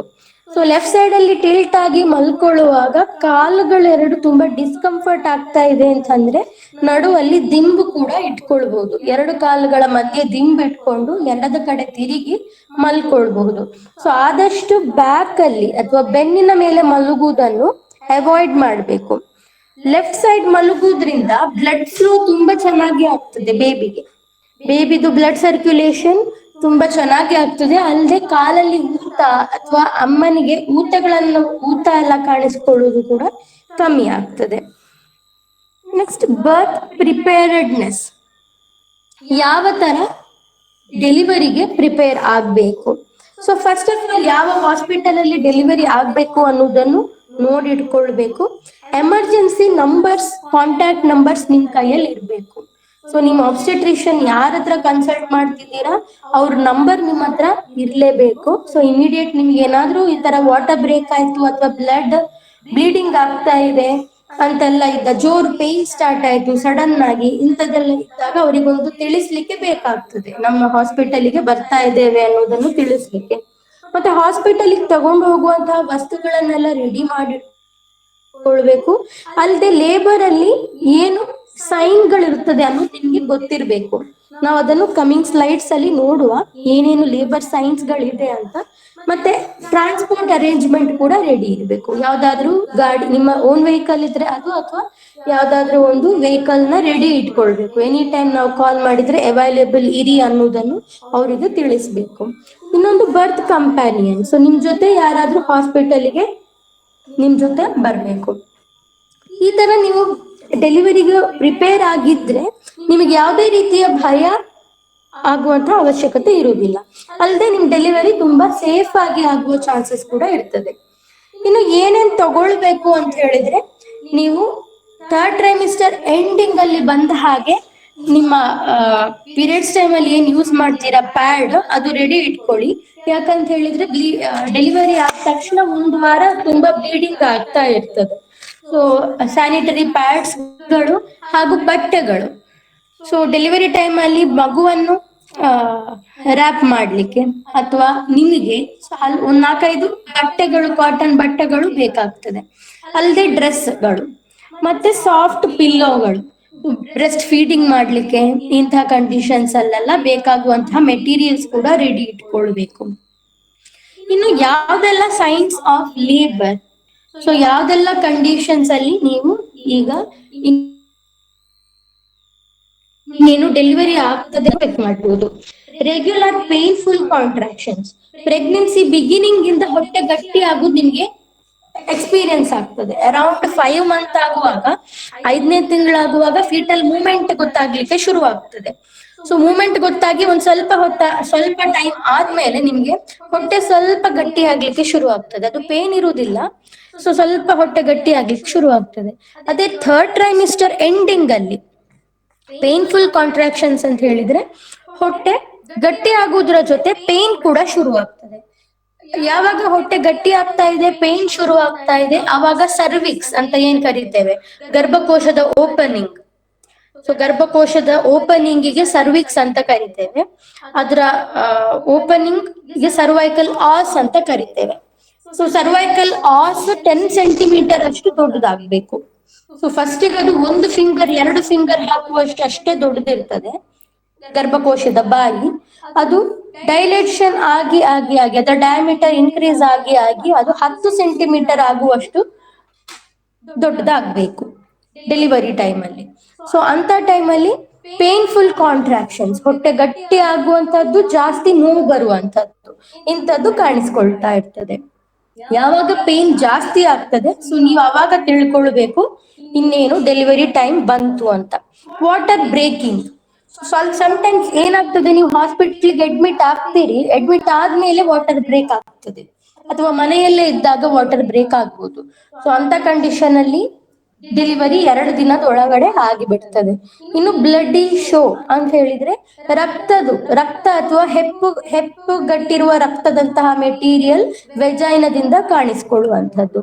Babies movements felt differently, so ಮುಂಚಿನ ತರ ಅಲ್ಲ, ಸ್ವಲ್ಪ ಮಗುವಿನ ಮೂವ್ಮೆಂಟ್ಗಳಲ್ಲೂ ವ್ಯತ್ಯಾಸ ಕಾಣಿಸ್ಕೊಳ್ತದೆ. ಹೊಟ್ಟೆ ಗಟ್ಟಿ ಆಗುವುದು ಹೇಗಿರ್ತದೆ, ಫಸ್ಟಿಗೆ 10 ನಿಮಿಷದಲ್ಲಿ ಒಂದೇ ಸಲ ಗಟ್ಟಿ ಆಗ್ತದೆ. ನಂತರ ಲೇಬರ್ ಇನ್ನೇನು ಹತ್ರ ಬಂತು ಅಂತ ಹೇಳಿದಾಗ 10 ನಿಮಿಷದಲ್ಲಿ 4-5 ಸಲ ಗಟ್ಟಿ ಆಗ್ತದೆ. ಮುಂಚೆ ಒಂದ್ಸಲ ಗಟ್ಟಿ ಆದ್ರೆ ಅದು 5 ಅಥವಾ 10 ಸೆಕೆಂಡ್ಸ್ ಅಲ್ಲಿ ಹೋಗ್ತಿರ್ತದೆ. ಬಟ್ ಡೆಲಿವರಿ ಇನ್ನೇನು ಹತ್ರ ಬಂತು ಅಂತ ಅಂದಾಗ ಒಂದ್ಸಲ ಗಟ್ಟಿ ಆದ್ರೆ ಅದು ನೋವಿನ ಜೊತೆ 1 ನಿಮಿಷಗಳಷ್ಟು ಕಾಲ ಗಟ್ಟಿ ಮತ್ತೆ ನೋವು ಕಾಣಿಸ್ಕೊಳ್ತದೆ. ಅಷ್ಟೇ ಅಲ್ಲದೆ ಬ್ಯಾಕ್ ಪೇನ್, ಸೊ ಬೆನ್ನು ನೋವು ಆಗಾಗ ಬರುವುದು ಹೋಗುವುದು ಇದೆಲ್ಲ ಆಗ್ತಾ ಇರ್ತದೆ. Next stages of labour. Delivery ಹೇಗೆ ಆಗ್ತದೆ, 3 ಹಂತಗಳಲ್ಲಿ ಡೆಲಿವರಿ ಆಗ್ತದೆ. ಸೊ 1ನೇ ಹಂತ ಅಥವಾ ಫಸ್ಟ್ ಸ್ಟೇಜ್ ಅಂದ್ರೆ onset of pain till full dilatation of cervix. ಯಾವಾಗ ಪೇನ್ ಜಾಸ್ತಿ ಆಗ್ಲಿಕ್ಕೆ ಶುರುವಾಗ್ತದೆ, ಆ ಪೇನ್ ಸ್ಟಾರ್ಟ್ ಆದ ಪೀರಿಯಡ್ ಇಂದ ಡೈಲಟೇಷನ್ 10 ಸೆಂಟಿಮೀಟರ್ನಷ್ಟು ಗರ್ಭಕೋಶದ ಬಾಯಿ ದೊಡ್ಡದಾಗುವ ತನಕನು ಫಸ್ಟ್ ಸ್ಟೇಜ್ ಅಂತ ಕರಿತೇವೆ. ಸೊ ಈ ಸ್ಟೇಜ್ ಅಲ್ಲಿ ಬಿಕ್ಕುದು ಅಥವಾ ಮುಕ್ಕುದು ಅಂತ ಏನ್ ಕರಿತೇವೆ, ಪ್ರೆಷರ್ ಕೊಡುವಂಥದ್ದು, ಇದ್ರ ಬಗ್ಗೆ ನೀವು ಕೇಳಿರ್ತೀರಾ. ಸೊ ಹೇಗೆ ನಾವು ಮೋಷನ್ ಮಾಡುವಾಗ ಪ್ರೆಷರ್ ಹಾಕ್ತೇವೆ, ಅಥವಾ ಕಾನ್ಸ್ಟಿಪೇಷನ್ ಇದ್ದಾಗ ಹೇಗೆ ನಾವು ಪ್ರೆಷರ್ ಹಾಕ್ತೇವೆ, ಇದಕ್ಕೆ ಕನ್ನಡದಲ್ಲಿ ಬಿಕ್ಕುದು ಅಂತ ಕೆಲವು ಕಡೆಗಳಲ್ಲಿ ಕರೀತಾರೆ, ಅಥವಾ ಮುಕ್ಕುದು ಅಂತ ಕೆಲವು ಕಡೆ ಕರೀತಾರೆ. ಸೊ ಇದಕ್ಕೆ ಬೇರಿಂಗ್ ಡೌನ್ ಎಫರ್ಟ್ ಅಥವಾ ಪ್ರೆಷರ್ ಹಾಕುವಂಥದ್ದು, ಇದನ್ನು ಫಸ್ಟ್ ಸ್ಟೇಜ್ ಅಲ್ಲಿ ಮಾಡಬಾರ್ದು. ಯಾಕೆ ಅಂತ ಹೇಳಿದ್ರೆ ಗರ್ಭಕೋಶದ ಬಾಯಿ ಓಪನ್ ಆಗ್ತಾ ಇರ್ತದಷ್ಟೇ, ಆ ಓಪನ್ ಆಗ್ತಾ ಇರುವ ಸ್ಟೇಜ್ ಅಲ್ಲಿ ಬೇರಿಂಗ್ ಡೌನ್ ಅಥವಾ ಪ್ರೆಷರ್ ಕೊಡುವಂತದ್ದನ್ನು ಮಾಡಬಾರ್ದು. ಈ ಫಸ್ಟ್ ಸ್ಟೇಜ್ ಅಲ್ಲಿ ಬ್ರೀದಿಂಗ್ ಟೆಕ್ನಿಕ್ಸ್ ಅಂದ್ರೆ ದೀರ್ಘವಾಗಿ ಉಸಿರನ್ನು ಒಳಗೆ ತಗೊಳ್ಳುವಂಥದ್ದು, ಅದೇ ತರ ದೀರ್ಘವಾಗಿ ಉಸಿರನ್ನು ಹೊರಗೆ ಬಿಡುವಂಥದ್ದು, ರ್ಯಾಪಿಡ್ ಆಗಿ ದೀರ್ಘವಾಗಿ ತಗೊಳ್ಳುದು, ದೀರ್ಘವಾಗಿ ಉಸಿರು ಹೊರಗೆ ಬಿಡುದು, ಇದನ್ನು ಪದೇ ಪದೇ ಪದೇ ರಿಪೀಟ್ ಮಾಡ್ತಾ ಇರುವಂಥದ್ದು. ಇದು ಮಾಡ್ತಾ ಇರುವುದ್ರಿಂದ ಮಸಲ್ ಅಲ್ಲಿ ಫೆಟಿಗ್ ಅಂದ್ರೆ ಮಸಲ್ಗೆ ಏನು ಆಕ್ಸಿಜನ್ ಸಪ್ಲೈ ಕಡಿಮೆ ಆಗ್ತದೆ ಅದನ್ನು ತಡಿಬಹುದು. ಅಲ್ಲದೆ ನಿಮಗೆ ಮುಂದೆ ಸೆಕೆಂಡ್ ಸ್ಟೇಜ್ ಆಫ್ ಲೇಬರ್ ಅಲ್ಲಿ ನಿಮಗೆ ಪ್ರೆಷರ್ ಹಾಕ್ಬೇಕಾಗ್ತದೆ. ಆ ಟೈಮ್ ಅಲ್ಲಿ ತುಂಬಾ ಎನರ್ಜಿ ಬೇಕಾಗ್ತದೆ. ಸೊ ಈ ಫಸ್ಟ್ ಸ್ಟೇಜ್ ಅಲ್ಲಿ ನೋವು ಬಂದಾಗ ಕಿರುಚಾಡುದು, ಬೊಬ್ಬೆ ಹಾಕುದು ಅಥವಾ ಜೋರು ಕೂಗುದು ಇಂಥದ್ದೆಲ್ಲ ಮಾಡಿದ್ರೆ ನಿಮಗೆ ಸೆಕೆಂಡ್ ಸ್ಟೇಜ್ ಅಲ್ಲಿ ಪ್ರೆಷರ್ ಹಾಕ್ಲಿಕ್ಕೆ ಎನರ್ಜಿ ಉಳಿಯುವುದಿಲ್ಲ. ಸೊ ಆ ಟೈಮಲ್ಲಿ ಪೇನ್ ಆಗ್ತದೆ, ಅದು ನ್ಯಾಚುರಲ್. ಯಾರಾದ್ರೂ ನಿಮಗೆ ಹೆದರ್ಸಿರ್ಬೋದು, ತುಂಬಾ ಪೇನ್ ಆಗ್ತದೆ, ತಡಿಲಿಕ್ಕೆ ಆಗುದಿಲ್ಲ, ಅದು ಹಾಗೆ ಹೀಗೆ, ನೀವು ಅದು ಯಾವ್ದನ್ನು ತಲೆಗೆ ಹಾಕೊಳ್ಬೇಡಿ. ಇದು ನ್ಯಾಚುರಲ್ ಪ್ರಾಸೆಸ್. ಹೇಗೆ ಪೀರಿಯಡ್ಸ್ ಆಗುದು ನ್ಯಾಚುರಲ್ ಆಗಿರ್ತದೆ, ಅದೇ ತರ ಡೆಲಿವರಿ ಕೂಡ ನ್ಯಾಚುರಲ್ ಪ್ರಾಸೆಸ್. ಆ ಟೈಮಲ್ಲಿ ಒಂದು ಸ್ವಲ್ಪ ಪೇನ್ ಆದ್ರೆ ಅದನ್ನ ತಡ್ಕೊಂಡು ಬ್ರೀದಿಂಗ್ ಬಗ್ಗೆ ಅಷ್ಟೇ ನೀವು ಗಮನ ಕೊಡ್ಬೇಕಾಗಿರುವಂತದ್ದು. ಸೊ ಆ ಟೈಮಲ್ಲಿ ನಿಮ್ಮ ಎನರ್ಜಿಯನ್ನು ಸೌಂಡ್ ಪ್ರೊಡ್ಯೂಸ್ ಮಾಡುವುದರಲ್ಲಿ ನೀವು ಹಾಕಿದ್ರೆ ಮುಂದೆ ನಿಮಗೆ ಪ್ರೆಷರ್ ಮಾಡ್ಲಿಕ್ಕೆ ಎನರ್ಜಿ ಸಿಗುದಿಲ್ಲ. Next, application of Mahanarayana taila to waist back, thighs and lower abdomen. ಆಯುರ್ವೇದದಲ್ಲಿ ಅಪಾನ ಮಾತ ಅಂತ ಕರಿತೇವೆ. ಅದು ಕರೆಕ್ಟ್ ಆಗಿ ಫೀಟಸ್ ಇದು ಮೂವ್ಮೆಂಟ್ ಆಗ್ಲಿಕ್ಕೆ, ಬರ್ತ್ ಆಗ್ಲಿಕ್ಕೆ ಅಪಾನ ಮಾತ ಇಸ್ ರೆಸ್ಪಾನ್ಸಿಬಲ್. ಸೊ ಮಹಾನಾರಾಯಣ ತೈಲ ಅಥವಾ ಯಾವುದೇ ಆಯಿಲ್ ಅನ್ನು ಅಭ್ಯಂಗ ಮಾಡ್ತಾ ಇದ್ರೆ, ಸ್ವಲ್ಪ ಹೀಟ್ ಮಾಡಿ ಅಪ್ಲೈ ಮಾಡ್ತಾ ಇದ್ರೆ ಕರೆಕ್ಟ್ ಆಗಿ ವಾತ ಮೂವ್ಮೆಂಟ್ ಆಗಿ ಡೆಲಿವರಿ ಆಗ್ಲಿಕ್ಕೆ ಹೆಲ್ಪ್ ಆಗ್ತದೆ. ನೀವು ಯಾವುದೇ ಹಾಸ್ಪಿಟಲ್ ವಿಸಿಟ್ ಮಾಡ್ಬೋದು, ಅಲ್ಲಿದು ನರ್ಸ್ಗಳು ಅಥವಾ ಡಾಕ್ಟರ್ ಹತ್ರ ಹೇಳ್ಬಿಟ್ಟು ಒಂದ್ ಸ್ವಲ್ಪ ಆಯಿಲ್ ಹೀಟ್ ಮಾಡಿ ಮಸಾಜ್ ಮಾಡ್ಕೊಳ್ತಾ ಇದ್ರೆ ನಿಮಗೆ ತುಂಬಾ ಹೆಲ್ಪ್ ಆಗ್ತದೆ. And bowel movement should be regular. So make sure that ನೀವು ಡೈಲಿ ಬಾವೆಲ್ ಪಾಸ್ ಮಾಡಬೇಕು ಅಥವಾ ಮೋಷನ್ ಪಾಸ್ ಮಾಡಬೇಕು. ಮೋಷನ್ ಅಲ್ಲೇ ಉಳ್ಕೊಂಡಿದೆ ಅಂತ ಹೇಳಿದ್ರೆ, ನಾನು ಆಲ್ರೆಡಿ ನಿಮ್ಗೆ ಹೇಳಿದ್ದೇನೆ, ರೆಕ್ಟಮ್ ಮುಂದೆನೆ ಗರ್ಭಕೋಶ ಇರುತ್ತೆ. ಸೊ ಯಾವಾಗ ರೆಕ್ಟಮ್ ಅಲ್ಲಿ ಪೂರ್ತಿ ಸ್ಟೂಲ್ ಅಕೊಮೊಡೇಟ್ ಆಗಿದ್ರೆ ಮಗು ಹೊರಗ್ ಬರ್ಲಿಕ್ಕೆ ಜಾಗ ಸಿಗುವುದಿಲ್ಲ. ಸೊ ಯೂರಿನ್ ಕೂಡ ಮಾಡ್ತಾ ಇರ್ಬೇಕು ಆಗಾಗ. ನೀವೇನು ಡೆಲಿವರಿ ಟೇಬಲ್ ಅಲ್ಲಿ ಮಲಗಿದ್ದಾಗ ಆಗಾಗ ಮೂತ್ರ ಪಾಸ್ ಮಾಡುದು, ಅಲ್ಲೇ ಟಾಯ್ಲೆಟ್ ಇರ್ತದೆ, ಸೊ ಆಗಾಗ ಮೂತ್ರ ಪಾಸ್ ಮಾಡುದು ಅಥವಾ ಬಂದ ತಕ್ಷಣ ಟಾಯ್ಲೆಟ್ಗೆ ಹೋಗುದು, ಮೋಷನ್ಗೆ ಹೋಗುದು ತುಂಬಾ ಹೆಲ್ಪ್ಫುಲ್ ಆಗಿರ್ತದೆ. ಸೊ ಯಾವಾಗ ಮುಂದೆ ಮತ್ತೆ ಹಿಂದೆ ಸ್ಪೇಸ್ ನೀವು ಕ್ಲಿಯರ್ ಆಗಿ ಇಟ್ಕೊಳ್ತೀರಾ, ಮಧ್ಯದಲ್ಲಿರುವ ಗರ್ಭಕೋಶಕ್ಕೆ ಎಕ್ಸ್ಪ್ಯಾಂಡ್ ಆಗ್ಲಿಕ್ಕೆ ತುಂಬಾ ಜಾಗ ಸಿಗ್ತದೆ. Food intake during labour. So ಈಗ ಲೇಬರ್ ಟೇಬಲ್ ಅಲ್ಲಿ ಇದ್ದೀರಾ, ಡೆಲಿವರಿ ಟೇಬಲ್ ಅಲ್ಲಿ ಇದ್ದಾಗ ಯಾವ ತರ ಫುಡ್ ತಗೊಳ್ಬೇಕು? ಆ ಟೈಮಲ್ಲಿ ಸಾಲಿಡ್ ಫುಡ್ ಅನ್ನು ಜಾಸ್ತಿ ತಿನ್ಬಾರ್ದು. ಸಾಲಿಡ್ ಫುಡ್ ಅಂತ ಹೇಳಿದ್ರೆ ದೋಸೆ, ಇಡ್ಲಿ ಅಥವಾ ಇಂತಹ ಫುಡ್ ಗಳನ್ನು ತಿನ್ನುವುದರ ಬದಲು ನೀವು freshly prepared juices, fruit juices, fluids like water with salt and sugar, ನೀರಿಗೆ ಸ್ವಲ್ಪ ಉಪ್ಪು ಸಕ್ಕರೆ ಮಿಕ್ಸ್ ಮಾಡ್ಕೊಂಡು ತಿನ್ನೋದು, ಅಥವಾ ಗಂಜಿ ಕುಡಿಯುವಂತದ್ದು, ಅಥವಾ ಕಿಚಡಿ ಮಾಡ್ಕೊಂಡು ಕುಡಿಯುವಂತದ್ದು, ಇದೆಲ್ಲ ತುಂಬಾ ಹೆಲ್ಪ್ಫುಲ್ ಆಗಿರ್ತದೆ. ಇದು ಫಸ್ಟ್ ಸ್ಟೇಜ್ ಆಫ್ ಲೇಬರ್. ಇನ್ನು ಸೆಕೆಂಡ್ ಸ್ಟೇಜ್ ಆಫ್ ಲೇಬರ್, ಎರಡನೇ ಹಂತ ಏನು ಅಂತ ಹೇಳಿದ್ರೆ, ಫುಲ್ ಡೈಲಟೇಷನ್ ಆಫ್ ಸರ್ವಿಕ್ಸ್ ಆಗಿದೆ. ಸೊ ಸರ್ವಿಕ್ಸ್ ಓಪನ್ ಆಗಿದೆ, ಗರ್ಭಕೋಶದ ಬಾಯಿ ಓಪನ್ ಆಗಿದೆ ಅಂತ ಹೇಳಿದ್ರೆ ಇನ್ನು ಡೆಲಿವರಿ ಆಗಬಹುದು. ಸೊ ಡೆಲಿವರಿ ಆಗ್ಲಿಕ್ಕೆ ಗರ್ಭಕೋಶದ ಬಾಯಿ ಓಪನ್ ಆಗೋದು ತುಂಬಾ ಇಂಪಾರ್ಟೆಂಟ್ ಆಗಿರ್ತದೆ. 8 ಸೆಂಟಿಮೀಟರ್ ಆಗಿದ್ದಾಗ್ಲೇ ನೀವು ಬಿಡ್ಲಿಕ್ಕೆ ಶುರು ಮಾಡಿದ್ರೆ, ಪ್ರೆಷರ್ ಹಾಕ್ಲಿಕ್ಕೆ ಶುರು ಮಾಡಿದ್ರೆ ಸರ್ವಿಕ್ಸ್ ಟೇರ್ ಆಗುವ ಚಾನ್ಸಸ್ ಇರ್ತದೆ, ಗರ್ಭಕೋಶದ ಬಾಯಿ ಹರಿಯುವ ಚಾನ್ಸಸ್ ಇರ್ತದೆ. ಸೊ ಆಗ ಅಂತ ಕಂಡೀಷನ್ ಅಲ್ಲಿ ನೀವು ಪ್ರೆಷರ್ ಹಾಕ್ಬಾರ್ದು. ನಿಮಗೆ ಹೇಗೆ ಗೊತ್ತಾಗ್ತದೆ ಅಂದ್ರೆ, ಡಾಕ್ಟರ್ ಅಥವಾ ನರ್ಸ್ ನಿಮಗೆ ಇನ್ಫಾರ್ಮ್ ಮಾಡ್ತಾ ಇರ್ತಾರೆ, ಗರ್ಭಕೋಶದ ಬಾಯಿ ಓಪನ್ ಆಗ್ತಾ ಇದೆ, ಇನ್ನು ಫುಲ್ ಓಪನ್ ಆಗ್ಲಿಲ್ಲ ಅನ್ನೋದನ್ನ ಅವ್ರು ನಿಮಗೆ ತಿಳಿಸ್ತಾ ಇರ್ತಾರೆ. ಸೊ ಯಾವಾಗ ಫುಲ್ ಓಪನ್ ಆಗಿದೆ ಅವಾಗ ನೀವು ಪ್ರೆಷರ್ ಹಾಕ್ಲಿಕ್ಕೆ ಶುರು ಮಾಡ್ಬೋದು. ಸೊ ಪ್ರೆಷರ್ ಯಾವಾಗ ಹಾಕ್ಬೇಕು? Bearing down when a contraction begins and continue to push until stops. So ನಿಮಗೆ ಹೊಟ್ಟೆ ಗಟ್ಟಿ ಆಗುದನ್ನು ಒಬ್ಸರ್ವ್ ಮಾಡ್ಲಿಕ್ಕೆ ಕರೆಕ್ಟ್ ಆಗಿ ಗೊತ್ತಿರ್ಬೇಕು. ಏನಾಗ್ತದೆ ಅಂತ ಹೇಳಿದ್ರೆ, ಹೊಟ್ಟೆ ಗಟ್ಟಿ ಆಗ್ತದೆ ಮತ್ತೆ ರಿಲ್ಯಾಕ್ಸ್ ಆಗ್ತದೆ, ಮತ್ತೆ ಗಟ್ಟಿ ಆಗ್ತದೆ ಮತ್ತೆ ರಿಲ್ಯಾಕ್ಸ್ ಆಗ್ತದೆ, ಸ್ಕಿನ್ ಸ್ಟ್ರೆಚ್ ಆಗುದು ಒಂದ್ಸಲ ಮತ್ತೆ ರಿಲ್ಯಾಕ್ಸ್ ಆಗುದು ಒಂದ್ಸಲ, ಇದು ನಿಮಗೆ ಫೀಲ್ ಆಗ್ತದೆ. ಯಾವಾಗ ರಿಲ್ಯಾಕ್ಸ್ಡ್ ಸ್ಟೇಜ್ ಇರ್ತದೆ ಆವಾಗ ನೀವು ಪುಷ್ ಮಾಡಬಾರ್ದು. ಯಾವಾಗ ಹೊಟ್ಟೆ ಹಿಂಡ್ಲಿಕ್ಕೆ ಶುರು ಆಗ್ತದೆ, ಯಾವಾಗ ಕಾಂಟ್ರಾಕ್ಷನ್ ಶುರು ಆಗ್ತದೆ, ಆಗ ಗರ್ಭಕೋಶದಲ್ಲೆಲ್ಲ ಆಕ್ಸಿಟೋಸಿನ್ ಅನ್ನುವ ಒಂದು ಹಾರ್ಮೋನ್ ರಿಲೀಸ್ ಆಗಿ ಅದು ವರ್ಕ್ ಆಗ್ತಾ ಇರ್ತದೆ ಗರ್ಭಕೋಶವನ್ನು ಹಿಂಡ್ಲಿಕ್ಕೆ. ಯಾವಾಗ ಗರ್ಭಕೋಶ ಆಲ್ರೆಡಿ ಹಿಂಡ್ತಾ ಇದೆ ಅವಾಗ್ಲೇ ನೀವು ಪ್ರೆಷರ್ ಹಾಕಿದ್ರೆ ಈಸಿಯಾಗಿ ಡೆಲಿವರಿ ಆಗ್ತದೆ. ಈಗ ಹೊಟ್ಟೆ ಗಟ್ಟಿ ಆಗುದು ಅಥವಾ ಕಾಂಟ್ರಾಕ್ಷನ್ ಅಂತ ಏನ್ ಕರಿತೇವೆ, ಅದರ ಮುಂಚೆ ಅದು ಸ್ಟಾರ್ಟ್ ಆಗುವ ಮುಂಚೆ ನೀವು ಪ್ರೆಷರ್ ಹಾಕಿದ್ರೆ ಅಥವಾ ಅದಾದ್ಮೇಲೆ ಕಾಂಟ್ರಾಕ್ಷನ್ ಬಂದು ಗಟ್ಟಿ ಆಗುವುದು ಬಂದು ಹೋದ್ಮೇಲೆ ನೀವು ಮಾಡಿದ್ರೆ ಯೂಸ್ ಇಲ್ಲ, ಸುಮ್ನೆ ವೇಸ್ಟ್ ಆಫ್ ಎನರ್ಜಿ. ಸೊ ಯಾವಾಗ ಕಾಂಟ್ರಾಕ್ಷನ್ ಇದೆ ಆವಾಗ ನೀವು ಪ್ರೆಷರ್ ಹಾಕ್ಬೇಕು. ಅದ್ರ ಜೊತೆ deep breathing is very important.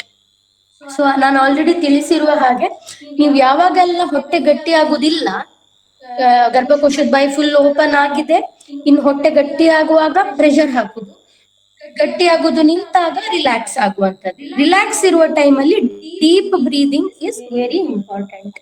Next, how to push the baby out.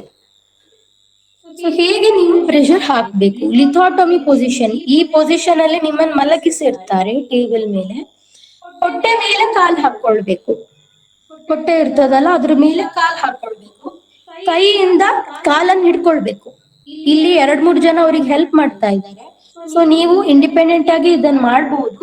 ಕೈಗಳನ್ನು ಕಾಲ್ ಸುತ್ತ ಹಿಡ್ಕೊಂಡು ಕಾಲನ್ನು ಹೊಟ್ಟೆ ತನಕ ತಂದು ಪ್ರೆಷರ್ ಹಾಕುವಂಥದ್ದು. ಆಲ್ರೆಡಿ ನಾನು ಹೇಳಿರುವ ಹಾಗೆ ಡೀಪ್ ಬ್ರೀದ್ ತಗೊಂಡು ಸ್ಟಾರ್ಟ್ ಮಾಡ್ಬೇಕು. ಯಾವಾಗ ಕಾಂಟ್ರಾಕ್ಷನ್ ಅಥವಾ ಗಟ್ಟಿ ಆಗುದಿರ್ತದೆ ಅವಾಗ ಮಾಡ್ಬೇಕು.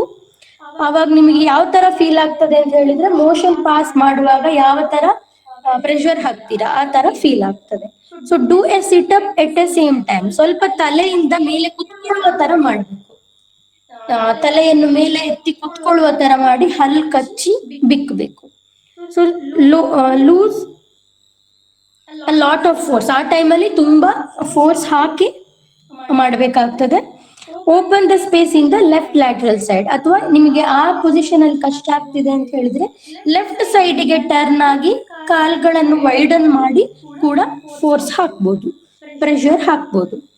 Next is third stage. Third stage ಅಂತ ಹೇಳಿದ್ರೆ ಡೆಲಿವರಿ ಆಫ್ ಪ್ಲೆಸೆಂಟಾ.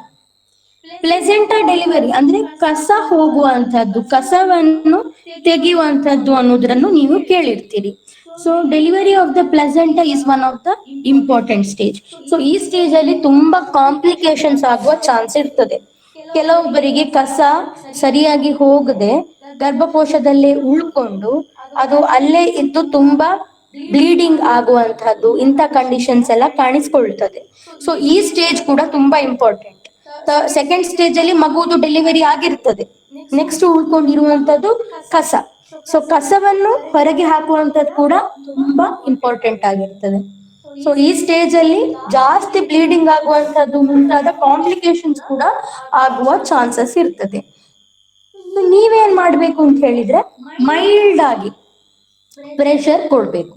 ಹೇಗೆ ಮಗುವನ್ನು ಡೆಲಿವರಿ ಮಾಡುವಾಗ ಪ್ರೆಷರ್ ಹಾಕಿರ್ತೀರಾ ಅದರ ಅರ್ಧದಷ್ಟು ಪ್ರೆಷರ್ ಅನ್ನು ಇಲ್ಲಿ ಹಾಕ್ಬೇಕು. ಆವಾಗ ಈಸಿಯಾಗಿ ಪ್ಲೆಸೆಂಟಾ ಅಥವಾ ಕಸ ಅಂತ ಏನ್ ಕರಿತೇವೆ ಅದರ ಡೆಲಿವರಿ ಆಗ್ತದೆ. Next, how to manage labour pain naturally.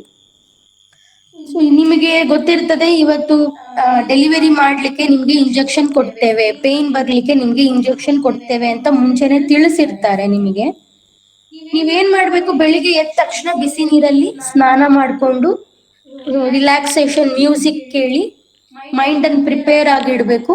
So ಈಸಿಯಾಗಿ ಬ್ರೀದಿಂಗ್, ಡೀಪ್ ಬ್ರೀದಿಂಗ್ ಮಾಡ್ತಾ ಇರ್ಬೇಕು. ಹತ್ರ ಅಲ್ಲೇ 4-5 ರೌಂಡ್ ವಾಕಿಂಗ್ ಮಾಡ್ಬೋದು. ಸೊ ಇದೆಲ್ಲ ನಿಮಗೆ ಲೇಬರ್ ಪೇನ್ ಅನ್ನು ಕಡಿಮೆ ಮಾಡ್ಲಿಕ್ಕೆ ಹೆಲ್ಪ್ ಮಾಡ್ತದೆ. So fear always increases pain. So ಜಾಸ್ತಿ ಅದ್ರ ಬಗ್ಗೆ ಹೆದರ್ಕೊಂಡ್ರೆ ನಿಮಗೆ ಪೇನ್ ಜಾಸ್ತಿ ಆಗ್ತದೆ. ಬಟ್ ಕಾನ್ಫಿಡೆಂಟ್ ಆಗಿದ್ರೆ ಪೇನ್ ತುಂಬಾ ಕಡಿಮೆ ಆಗಿರ್ತದೆ. So be confident. ನಿಮಗೆ ಏನೇನ್ ಆಗ್ತದೆ ಲೇಬರ್ ಅಲ್ಲಿ ಅನ್ನೋದು ಗೊತ್ತಿರೋದ್ರಿಂದ ಸೊ ನೀವು ಆದಷ್ಟು ಕಾನ್ಫಿಡೆಂಟ್ ಆಗಿ ಇರ್ಬೇಕು. Next, what happens during normal delivery. ನಾವು ಈಗ ನೋಡಿರುವುದು ಒಂದು ಸಮ್ಮರಿ ಅಥವಾ ಕ್ವಿಕ್ ರಿಕ್ಯಾಪ್. ಏನಂತ ಹೇಳಿದ್ರೆ, ಕೆಲವೊಬ್ಬರಿಗೆ ಅರ್ಲಿ ಲೇಬರ್ ಆಗಬಹುದು, ಅವರು ಕೊಟ್ಟಿರುವ ಡೇಟ್ಗಿಂತ ಮುಂಚೆನೆ ಡೆಲಿವರಿ ಆಗ್ಬಹುದು. ಕೆಲವೊಬ್ಬರಿಗೆ ಆಕ್ಟಿವ್ ಲೇಬರ್, ಅವರ ತುಂಬಾ ಪಾರ್ಟ್ ತಗೊಂಡು ಡೆಲಿವರಿ ಆಗ್ಬಹುದು. ಇನ್ ಕೆಲವೊಬ್ರು ಡೆಲಿವರಿ ಟೇಬಲ್ ಬರ್ತಾರೆ, ಏನು ಪೇನ್ ಇಲ್ಲದೆ ಹೇಗೆ ಮೋಷನ್ ಮಾಡುವಾಗ ಪ್ರೆಷರ್ ಹಾಕ್ತಾರೋ ಅಷ್ಟೇ ಪ್ರೆಷರ್ ಹಾಕ್ತಾರೆ, ಮಗುವನ್ನು ಎತ್ಕೊಂಡು ಹೋಗ್ತಾರೆ. ಅಷ್ಟು ಈಸಿಯಾಗಿ ಕೂಡ ಡೆಲಿವರಿ ಆಗ್ತದೆ. Delivery of the baby, first delivery of the baby, ಆಮೇಲೆ ಡೆಲಿವರಿ ಆಫ್ ದ ಪ್ಲೆಸೆಂಟಾ ಅಥವಾ ಕಸ ಅಂತ ಏನ್ ಕರಿತೇವೆ ಅದರ ಡೆಲಿವರಿ ಆಗ್ತದೆ. So when C-section may be needed. Sometimes caesarean section ಗೆ ಇಂಡಿಕೇಟ್ ಮಾಡ್ತಾರೆ. ಅಂತ ಕಂಡೀಷನ್ ಅಲ್ಲಿ ಪ್ಯಾನಿಕ್ ಆಗಬಾರ್ದು. ಸೊ ಎಲ್ಲಾ ಲೇಬರ್ ಕೂಡ ನಾರ್ಮಲ್ ಅಲ್ಲೇ ಎಂಡ್ ಆಗ್ತದೆ ಅಂತ ಅಲ್ಲ. ನೀವ್ ಎಷ್ಟೇ ಪ್ರಿಪೇರ್ ಮಾಡಿದ್ರು ಕೂಡ ಕೆಲವೊಂದು ಕಂಡೀಷನ್ಸ್ ಅನ್ನು ಅವಾಯ್ಡ್ ಮಾಡ್ಲಿಕ್ಕೆ ಆಗುದಿಲ್ಲ. ಫಾರ್ ಎಕ್ಸಾಂಪಲ್ ಫೀಟಲ್ ಡಿಸ್ಟ್ರೆಸ್ ಅಂತ ಹೇಳಿದ್ರೆ ಮಗುವಿನ ಹಾರ್ಟ್ ಬೀಟ್ ಜಾಸ್ತಿ ಆಗುವಂತದ್ದು. ಲೇಬರ್ ಟೇಬಲ್ ಅಲ್ಲಿ ಇರ್ತೀರಾ, ಸಡನ್ ಆಗಿ ಅವರು ಫೀಟಲ್ ಡಾಪ್ಲರ್ ಅಂತ ಏನ್ ಕರಿತೇವೆ ಆ ಮೆಷಿನ್ ಇಂದ ನಿಮ್ದು ಹಾರ್ಟ್ ಬೀಟ್, ಮಗುದ್ ಹಾರ್ಟ್ ಬೀಟ್ ನೋಡ್ತಾ ಇರ್ತಾರೆ ಹೊಟ್ಟೆ ಮೇಲೆ ಇಟ್ಟು. ಆವಾಗ 1 ನಿಮಿಷಕ್ಕೆ 160ಕ್ಕಿಂತ ಕಡಿಮೆ ಇರೋದು ನಾರ್ಮಲ್. 160 ಬೀಟ್ಸ್ ಗಿಂತ ಜಾಸ್ತಿ ಫೀಲ್ ಆಯ್ತು ಅಂತ ಹೇಳಿದ್ರೆ ಫೀಟಲ್ ಡಿಸ್ಟ್ರೆಸ್ ಅಂತ ಕರಿತೇವೆ. ಅಂದ್ರೆ ಮಗು ಇದು ಹಾರ್ಟ್ ಬೀಟ್ ಸರಿ ಇಲ್ಲ. ಸೊ ಅಂತ ಕಂಡೀಷನ್ ಇಸ್ ಹೆಲ್ಪ್ಲೆಸ್. ಅದನ್ನ ನೀವು ಯಾವುದೇ ತರ ಪ್ರಿವೆಂಟ್ ಮಾಡ್ಲಿಕ್ಕೆ ಆಗುದಿಲ್ಲ. ಅಂತ ಕಂಡೀಷನ್ ಅಲ್ಲಿ ಸಿಸೇರಿಯನ್ ಮಾಡ್ಲೇಬೇಕಾಗ್ತದೆ. ಅಥವಾ ಸ್ಲೋ ಪ್ರೋಗ್ರೆಸ್, ನಿನ್ನೆನೆ ಪೇನ್ ಬರ್ಲಿಕ್ಕೆ ಆಕ್ಸಿಟೋಸಿನ್ ಡ್ರಿಪ್ ಹಾಕಿದ್ದಾರೆ, ಇವತ್ತು ರಾತ್ರಿ ಆದ್ರೂ ಪೇನ್ ಬರ್ಲಿಲ್ಲ. ಅಂತ ಕಂಡೀಷನ್ ಅಲ್ಲಿ ಸ್ಲೋ ಡೈಲಿಟೇಷನ್, ಸರ್ವಿಕ್ಸ್ ಅಥವಾ ಗರ್ಭಕೋಶದ ಬಾಯಿ ತುಂಬಾ ಸ್ಲೋ ಆಗಿ ಓಪನ್ ಆಗ್ತಾ ಇದೆ ಅಥವಾ ಓಪನ್ ಆಗ್ತಾ ಇಲ್ಲ ಅನ್ನುವ ಕಂಡೀಷನ್ ಅಲ್ಲೂ ಸಿಸೇರಿಯನ್ ಮಾಡಿಸ್ಕೊಳ್ಬೇಕಾಗ್ತದೆ. ಬ್ರೀಚ್ ಬೇಬಿ, ಇಲ್ಲಿ ತನಕ ಕರೆಕ್ಟ್ ಆಗಿತ್ತು ಮಗುವಿಂದು ತಲೆ, ಈಗ ಸಡನ್ ಆಗಿ ಲೇಬರ್ ಹತ್ರ ಬಂದಾಗ ತಲೆ ಮೇಲೆ ಹೋಗಿರ್ತದೆ ಮಗು ಮೂವ್ ಆಗ್ತಾ ಇರ್ತದೆ ಗರ್ಭಕೋಶದ ಒಳಗಡೆ. ಸೊ ಕೆಲವೊಂದ್ಸಲ ಮಗುವಿನ ತಲೆ ಕೆಳಗಿರುವ ಜಾಗದಲ್ಲಿ ಮೇಲೆ ಹೋಗಿರುವಂತದ್ದು ಕೂಡ ಕಾಣಿಸ್ಕೊಳ್ಬಹುದು. ಸೊ ಮಗುವಿನ ತಲೆ ಏನಾದ್ರೂ ಮೇಲೆ ಹೋಗಿತ್ತು ಅಂತ ಹೇಳಿದ್ರೆ, ಅಂದ್ರೆ ಅದ್ರದ್ದು ಮಗುವಿದ್ದು ಬಟಕ್ಸ್ ಪಾರ್ಟ್ ಕೆಳಗಡೆ, ತಲೆ ಮೇಲಗಡೆ, ಅಬ್ನಾರ್ಮಲ್ ಪೊಸಿಷನ್. ಇಂಥ ಪೊಸಿಷನ್ ಅಲ್ಲಿ ಡೆಲಿವರಿ ಮಾಡ್ಲಿಕ್ಕೆ ಹೋದ್ರೆ ಕಾಂಪ್ಲಿಕೇಶನ್ಸ್ ಆಗ್ತದೆ ನಾರ್ಮಲ್ ಡೆಲಿವರಿ ಮಾಡ್ಲಿಕ್ಕೆ ಹೋದ್ರೆ. ಸೊ ಅಂತ ಕಂಡೀಷನ್ ಅಲ್ಲಿ ಕೂಡ ಸಿಸೇರಿಯನ್ ರೆಡಿ ಇರಬೇಕು. ಪ್ಲೆಸೆಂಟಾ ಪ್ರೀವಿಯಾ, ಕಸ ಕೆಳಗೆ ಜಾರುವಂತದ್ದು ಕರೆಕ್ಟ್ ಪೊಸಿಷನ್ ಅಲ್ಲಿ ಇರ್ಬೇಕು ಪ್ಲೆಸೆಂಟಾ. ಸೊ ಪ್ಲೆಸೆಂಟಾ ಏನಾದ್ರೂ ಅದರ ಜಾಗ ಚೇಂಜ್ ಮಾಡ್ತು ಅಥವಾ ಕೆಳಗಡೆ ಆಕ್ಯುಪೈ ಆಯ್ತು ಅಂತ ಹೇಳಿದ್ರು ಕೂಡ caesarean section will be needed. ಮತ್ತೆ ಸೆಫಾಲೋಪೆಲ್ವಿಕ್ ಡಿಸ್ಪ್ರೊಪೋರ್ಷನ್, CPD ಅಂತ ಕರಿತೇವೆ. ಸಿಸೇರಿಯನ್ ಸೆಕ್ಷನ್ CPD ಯಲ್ಲೂ ಬೇಕಾಗ್ತದೆ. ಯಾವಾಗ ಮಗುವಿನ ತಲೆ ಅಮ್ಮನ ಪೆಲ್ವಿಸ್ಗಿಂತ, ಅಮ್ಮನ ಗರ್ಭಕೋಶಕ್ಕಿಂತ ಜಾಸ್ತಿ ಇರ್ತದೆ, ಪೆಲ್ವಿಸ್ ಬೋನ್ ಗಿಂತ ಜಾಸ್ತಿ ಹೆಡ್ ಇರ್ತದೆ, ಸೈಜ್ ಮ್ಯಾಚ್ ಆಗುದಿಲ್ಲ. ಮಗುವಿನ ತಲೆದು ಸೈಜ್ ಮತ್ತೆ ಅಮ್ಮನ ಪೆಲ್ವಿಸ್ ಇದು ಸೈಜ್ ಮ್ಯಾಚ್ ಆಗ್ಬೇಕು. ಅದು ಯಾವಾಗ ಗೊತ್ತಾಗ್ತದೆ ಅಂತ ಹೇಳಿದ್ರೆ ಟೇಬಲ್ ಅಲ್ಲೇ ಗೊತ್ತಾಗ್ತದೆ. ಮಗುವುದು ತಲೆ ಬರ್ತಾ ಇಲ್ಲ ಕೆಳಗಡೆ, ಯಾಕಂದ್ರೆ ಸ್ಪೇಸ್ ಸಾಕಾಗ್ತಿಲ್ಲ.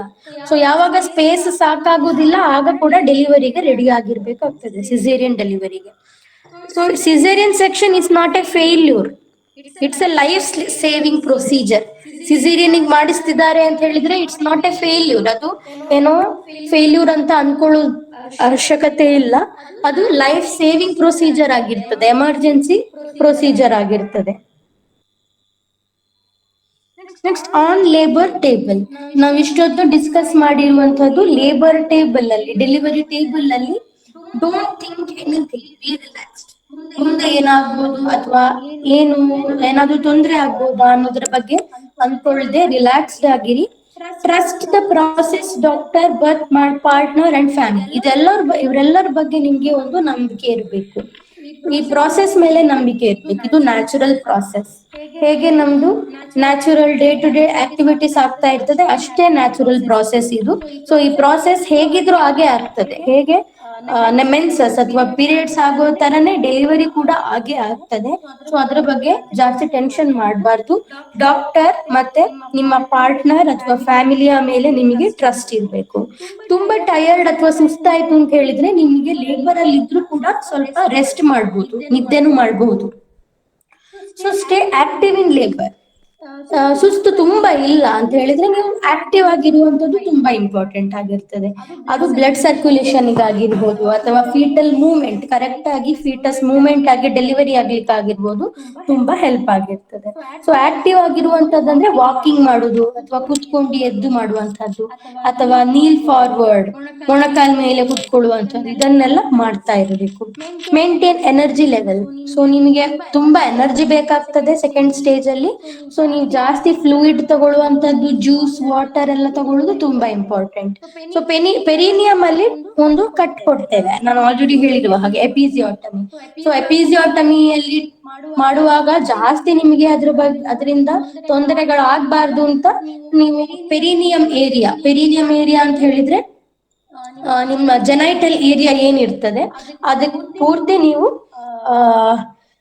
ಆಯಿಲ್ ಮಸಾಜ್ ಮಾಡುವಂತದ್ದು ತುಂಬಾ ಹೆಲ್ಪ್ ಆಗಿರ್ತದೆ.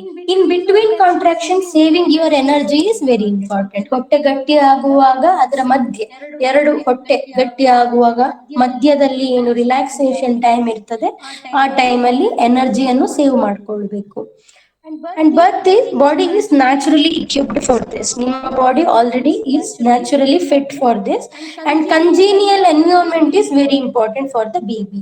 So ಬೇಬಿದು ಡೆಲಿವರಿ ಆಗ್ತಿರುವಾಗ ತುಂಬಾ ಚೀರಾಡುವಂತಹದ್ದು ಅಥವಾ ತುಂಬಾ ಕೂಗುವಂತಹದ್ದು ಈ ತರ ಮಾಡೋದ್ರಿಂದ ಬೇಬಿಗೆ ಕಂಜಿನಿಯಲ್ ಎನ್ವಿರಾನ್ಮೆಂಟ್ ಸಿಗುದಿಲ್ಲ. ಸೊ ಅದನ್ನ ಹ್ಯಾಪಿ ಆಗಿ ನೀವು ವೆಲ್ಕಮ್ ಮಾಡಬೇಕು to its new world.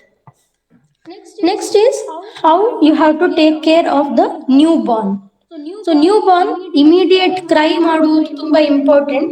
So ಇದೆಲ್ಲ ನಿಮಗೆ ಜಸ್ಟ್ ತಿಳಿಸ್ತಾ ಇರೋದು, ನೀವು ಲೇಬರ್ ಟೇಬಲ್ ಅಲ್ಲಿ ಜಾಸ್ತಿ ಇದ್ರ ಮೇಲೆ ಕಾನ್ಸಂಟ್ರೇಟ್ ಮಾಡ್ಲಿಕ್ಕೆ ಆಗೋದಿಲ್ಲ.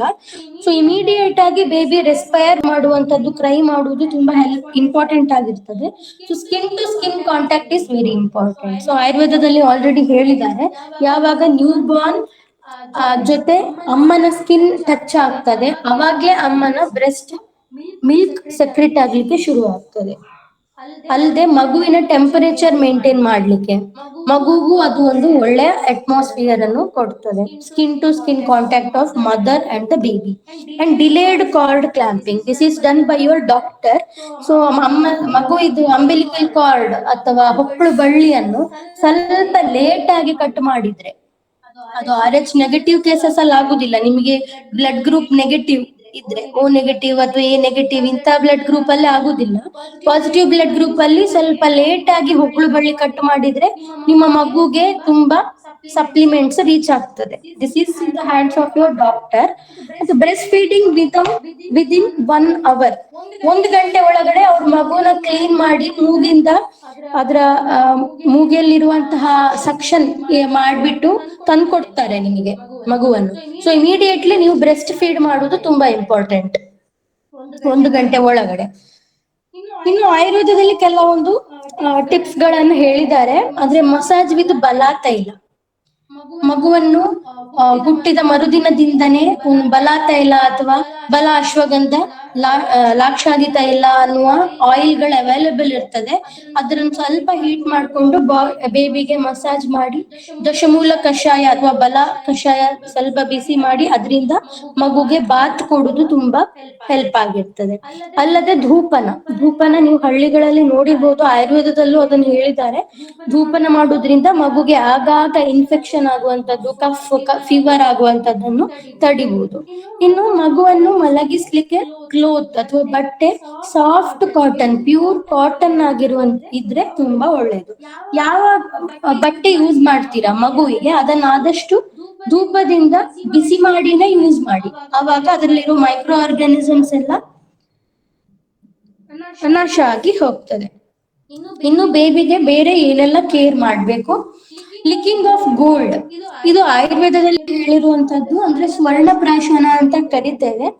ಗೋಲ್ಡ್ ಅಥವಾ ಚಿನ್ನದ ಗೋಲ್ಡ್ ಬಿಸ್ಕೆಟ್ ಏನಿರ್ತದೆ ಅದನ್ನ ಒಂದ್ ಸ್ವಲ್ಪ ಹನಿ ಮತ್ತೆ ತುಪ್ಪದ ಜೊತೆ ಮಿಕ್ಸ್ ಮಾಡಿ ತೇಯುವ ಕಲ್ಲಲ್ಲಿ ಅದನ್ನ ಸ್ವಲ್ಪ ತೇಯ್ದು ಮಗುವಿಗೆ ಲಿಕ್ ಮಾಡಿಸ್ತಾ ಇರ್ಬೇಕು. ಅದು ತುಂಬಾ ಹೆಲ್ಪ್ ಆಗಿರ್ತದೆ. ಅದು ಬ್ರೈನ್ ಡೆವಲಪ್ಮೆಂಟ್ಗಾಗ್ಲಿ ಅಥವಾ ಡಿಸೀಸ್ ಪ್ರಿವೆನ್ಷನ್ಗಾಗ್ಲಿ ಇಮ್ಯುನಿಟಿಗಾಗ್ಲಿ ಎಲ್ಲದಕ್ಕೂ ತುಂಬಾ ಹೆಲ್ಪ್ಫುಲ್ ಆಗಿರ್ತದೆ. ಆಮೇಲೆ ಸ್ವರ್ಣ ಸಿದ್ಧ ಜಲ ಅಂತ ಹೇಳಿದ್ದಾರೆ. ಸ್ವರ್ಣ ಸಿದ್ಧ ಜಲ ಅಂತ ಹೇಳಿದ್ರೆ ಗೋಲ್ಡ್ ಅಥವಾ ಚಿನ್ನದ ಮುದ್ರೆಯನ್ನು ಒಂದ್ ಸ್ವಲ್ಪ ಬಿಸಿ ನೀರು ಅಥವಾ ನೀರಿಗೆ ಹಾಕಿಟ್ಟು ಅಂತಹ ನೀರನ್ನು ಮಗುವಿಗೆ ಕುಡಿಸುವಂತದ್ದು, ಅದು ಕೂಡ ತುಂಬಾ ಹೆಲ್ಪ್ಫುಲ್ ಆಗಿರ್ತದೆ. Expose the baby to good music and Veda mantras. So starting ಇಂದ ನೀವು ಲೇಬರ್ ಟೇಬಲ್ ಅಲ್ಲಿ ಇದ್ದಾಗ್ಲೂ ವಿಷ್ಣು ಸಹಸ್ರನಾಮ ಕೇಳುವಂತದ್ದು ಅಥವಾ ವೇದೋಕ್ತ ಮಂತ್ರಗಳನ್ನು ಕೇಳುವಂತದ್ದು ಇಂಥದ್ದೆಲ್ಲ ಮಾಡಿದ್ರೆ ಮಗುವಿಗೆ ನಿಮಗೆ ಕಾಮ್ನೆಸ್ ಉಂಟು ಮಾಡ್ಲಿಕ್ಕೆ ಹಾಗೂ ಮೈಂಡ್ ಅನ್ನು ರಿಲ್ಯಾಕ್ಸ್ ಮಾಡ್ಲಿಕ್ಕೆ ಹಾಗೂ ತುಂಬಾ ಡೆವಲಪ್ಮೆಂಟ್ ಆಫ್ ದ ಬೇಬಿಗೂ ತುಂಬಾ ಹೆಲ್ಪ್ಫುಲ್ ಆಗಿರ್ತದೆ. Post mortem care for mother. So ಈಗ ಅಮ್ಮ ಹೇಗೆ ಕೇರ್ ಮಾಡ್ಕೊಳ್ಬೇಕು? ಡೆಲಿವರಿ ಆದ ತಕ್ಷಣ ರಿಕವರಿ ಆಗ್ಲಿಕ್ಕೆ ಸ್ವಲ್ಪ ಟೈಮ್ ಬೇಕಾಗ್ತದೆ. ಆ ಟೈಮಲ್ಲಿ ಗರ್ಭಕೋಶದ ಸೈಜ್ ಯೂಶುವಲಿ ಪೆಲ್ವಿಸಿನ ಕೆಳಗಡೆ ಇರ್ತದೆ. ಪ್ರೆಗ್ನೆಂಟ್ ಆದ್ಮೇಲೆ ಗರ್ಭಕೋಶ ದೊಡ್ಡದಾಗಿ ಆಗಿ ಹೊಟ್ಟೆ ತನಕ ಬರ್ತದೆ, ಈವನ್ ಚೆಸ್ಟ್ ತನಕ ರೀಚ್ ಆಗ್ತದೆ ಗರ್ಭಕೋಶದ ಸೈಜ್. ಸೊ ಅದು ನಾರ್ಮಲ್ ಆಗಿ ಸ್ಟ್ರೆಚ್ ಆಗಿ, ಈಗ ಬಲೂನ್ ಹೇಗೆ ಸ್ಟ್ರೆಚ್ ಆಗಿರ್ತದೆ ಅದೇ ತರ ಗರ್ಭಕೋಶ ಫುಲ್ ಸ್ಟ್ರೆಚ್ ಆಗಿ ಅದು ವಾಪಸ್ ಅದರ ನಾರ್ಮಲ್ ಆಕಾರಕ್ಕೆ ಬರ್ಲಿಕ್ಕೆ ಸ್ವಲ್ಪ ಟೈಮ್ ಬೇಕಾಗ್ತದೆ. ಸೊ ಆ ಟೈಮಲ್ಲಿ ರೆಸ್ಟ್ ಮತ್ತೆ ಪ್ರಾಪರ್ ನ್ಯೂಟ್ರಿಷನ್ ತುಂಬಾ ಇಂಪಾರ್ಟೆಂಟ್ ಆಗಿರ್ತದೆ. ಬ್ಲಡ್ ತುಂಬಾ ಲಾಸ್ ಆಗಿರುವುದ್ರಿಂದ ಡೆಲಿವರಿ ಆಗುವಾಗ ತುಂಬಾ ಬ್ಲೀಡಿಂಗ್ ಆಗಿರ್ತದೆ. ಒಂದು ಅಟ್ ಲೀಸ್ಟ್ ಒಂದು 500 ml ಅಷ್ಟು ನಾರ್ಮಲ್ ಡೆಲಿವರಿ ಆದಾಗ, ಸಿಸೇರಿಯನ್ ಆಗುವಾಗ 1 ಲೀಟರ್ ಅಷ್ಟು ಬ್ಲಡ್ ಲಾಸ್ ಆಗ್ತದೆ ಬಾಡಿಯಿಂದ. ಆ ಟೈಮಲ್ಲಿ ಕಬ್ಬಿಣದ ಅಂಶ, ಹಿಮೋಗ್ಲೋಬಿನ್ ಅನ್ನು ರಿಕವರ್ ಮಾಡ್ಲಿಕ್ಕೆ ತುಂಬಾ important. So iron supplements, calcium supplements are very important. Watch for bleeding. ತುಂಬಾ ಜಾಸ್ತಿ ಬ್ಲೀಡಿಂಗ್ ಆಯ್ತು, 2 pad 3 pad per day is okay. ಅದಕ್ಕಿಂತ ಜಾಸ್ತಿ 4 ಪ್ಯಾಡ್ ಪೂರ್ತಿ ಸೋಕಾಯ್ತು ಅಥವಾ 5 ಪ್ಯಾಡ್ ಪೂರ್ತಿ ಸೋಕಾಯ್ತು ಅಂತಂದ್ರೆ ಒಂದ್ಸಲ ನೀವು ಡಾಕ್ಟರಿಗೆ ಇದನ್ನು ತಿಳಿಸ್ಬೇಕು. ಪೋಸ್ಟ್ ಮಾರ್ಟಮ್ ಹೆಮೊರೇಜ್ ಅನ್ನುವ ಒಂದು ಸಮಸ್ಯೆ ಇದರಿಂದ ಇರ್ಬೋದು. ಆಲ್ರೆಡಿ ಪ್ಲೆಸೆಂಟ್ ಅಥವಾ ಕಸ ಡೆಲಿವರಿ ಆಗುವಾಗ ಸ್ವಲ್ಪ ಪಾರ್ಟ್ ಒಳಗಡೆ ಉಳ್ಕೊಂಡ್ರೆ ಅಲ್ಲೇ ಅದು ಇದ್ದು ಇನ್ಫೆಕ್ಷನ್ ಪ್ರೊಡ್ಯೂಸ್ ಮಾಡಿ ಜಾಸ್ತಿ ಬ್ಲೀಡಿಂಗ್ ಆಗಿ ತುಂಬಾ ಕಾಂಪ್ಲಿಕೇಶನ್ಸ್ ಆಗುವ ಚಾನ್ಸಸ್ ಇರ್ತದೆ. ಸೊ ಬ್ಲೀಡಿಂಗ್ ಅನ್ನು ವಾಚ್ ಮಾಡ್ತಾ ಇರ್ಬೇಕು, ಒಬ್ಸರ್ವ್ ಮಾಡ್ತಾ ಇರ್ಬೇಕು. ಡೆಲಿವರಿ ಆದ್ಮೇಲೆ ತುಂಬಾ ಅನ್ಯೂಶುವಲ್ ಬ್ಲೀಡಿಂಗ್ ಆಯ್ತು ಅಂತ ಹೇಳಿದ್ರೆ ಡಾಕ್ಟರ್ನ ಕನ್ಸಲ್ಟ್ ಮಾಡ್ಬೇಕು. Pelvic floor exercises, Kegels exercise ಅಂತ ಕೇಳಿರ್ತೀರಾ. ಅಂದ್ರೆ ಒಂದ್ಸಲ ಗರ್ಭಕೋಶವನ್ನು ಟೈಟ್ ಮಾಡುವಂತದ್ದು, ಆಮೇಲೆ ಲೂಸ್ ಮಾಡುವಂತದ್ದು. ಈಗ ಮೋಷನ್ ಮಾಡುವಾಗ ಹೇಗೆ ಟೈಟ್ ಮಾಡ್ತೇವೆ ಅದೇ ತರ ಗರ್ಭಕೋಶವನ್ನು ಒಂದ್ಸಲ ಟೈಟ್ ಮಾಡುದು, 1 2 3 ಅನ್ನು ಕೌಂಟ್ ಕೊಡುದು, 4 ಅಂದಾಗ ರಿಲ್ಯಾಕ್ಸ್ ಮಾಡುದು. ಈ ತರ 10-15 ಸಲ ದಿನ ಮಾಡ್ತಾ ಹೋದ್ರೆ ನಿಮ್ಮ ಗರ್ಭಕೋಶ ನಾರ್ಮಲ್ ಪೊಸಿಷನ್ ಗೆ ಬರ್ಲಿಕ್ಕೆ ತುಂಬಾ ಹೆಲ್ಪ್ ಆಗಿರ್ತದೆ. Emotional well being is also very important. In sutika paricharya, ಆಯುರ್ವೇದದಲ್ಲಿ ಸೂತಿಕಾ ಪರಿಚರ್ಯ, ಸೂತಿಕಾ ಅಂತ ಹೇಳಿದ್ರೆ ಜಸ್ಟ್ ಡೆಲಿವರ್ಡ್ ಲೇಡಿ, ಅವರು ಯಾವ ತರ ತಮ್ಮನ್ನು ಕೇರ್ ಮಾಡ್ಕೊಳ್ಬೇಕು.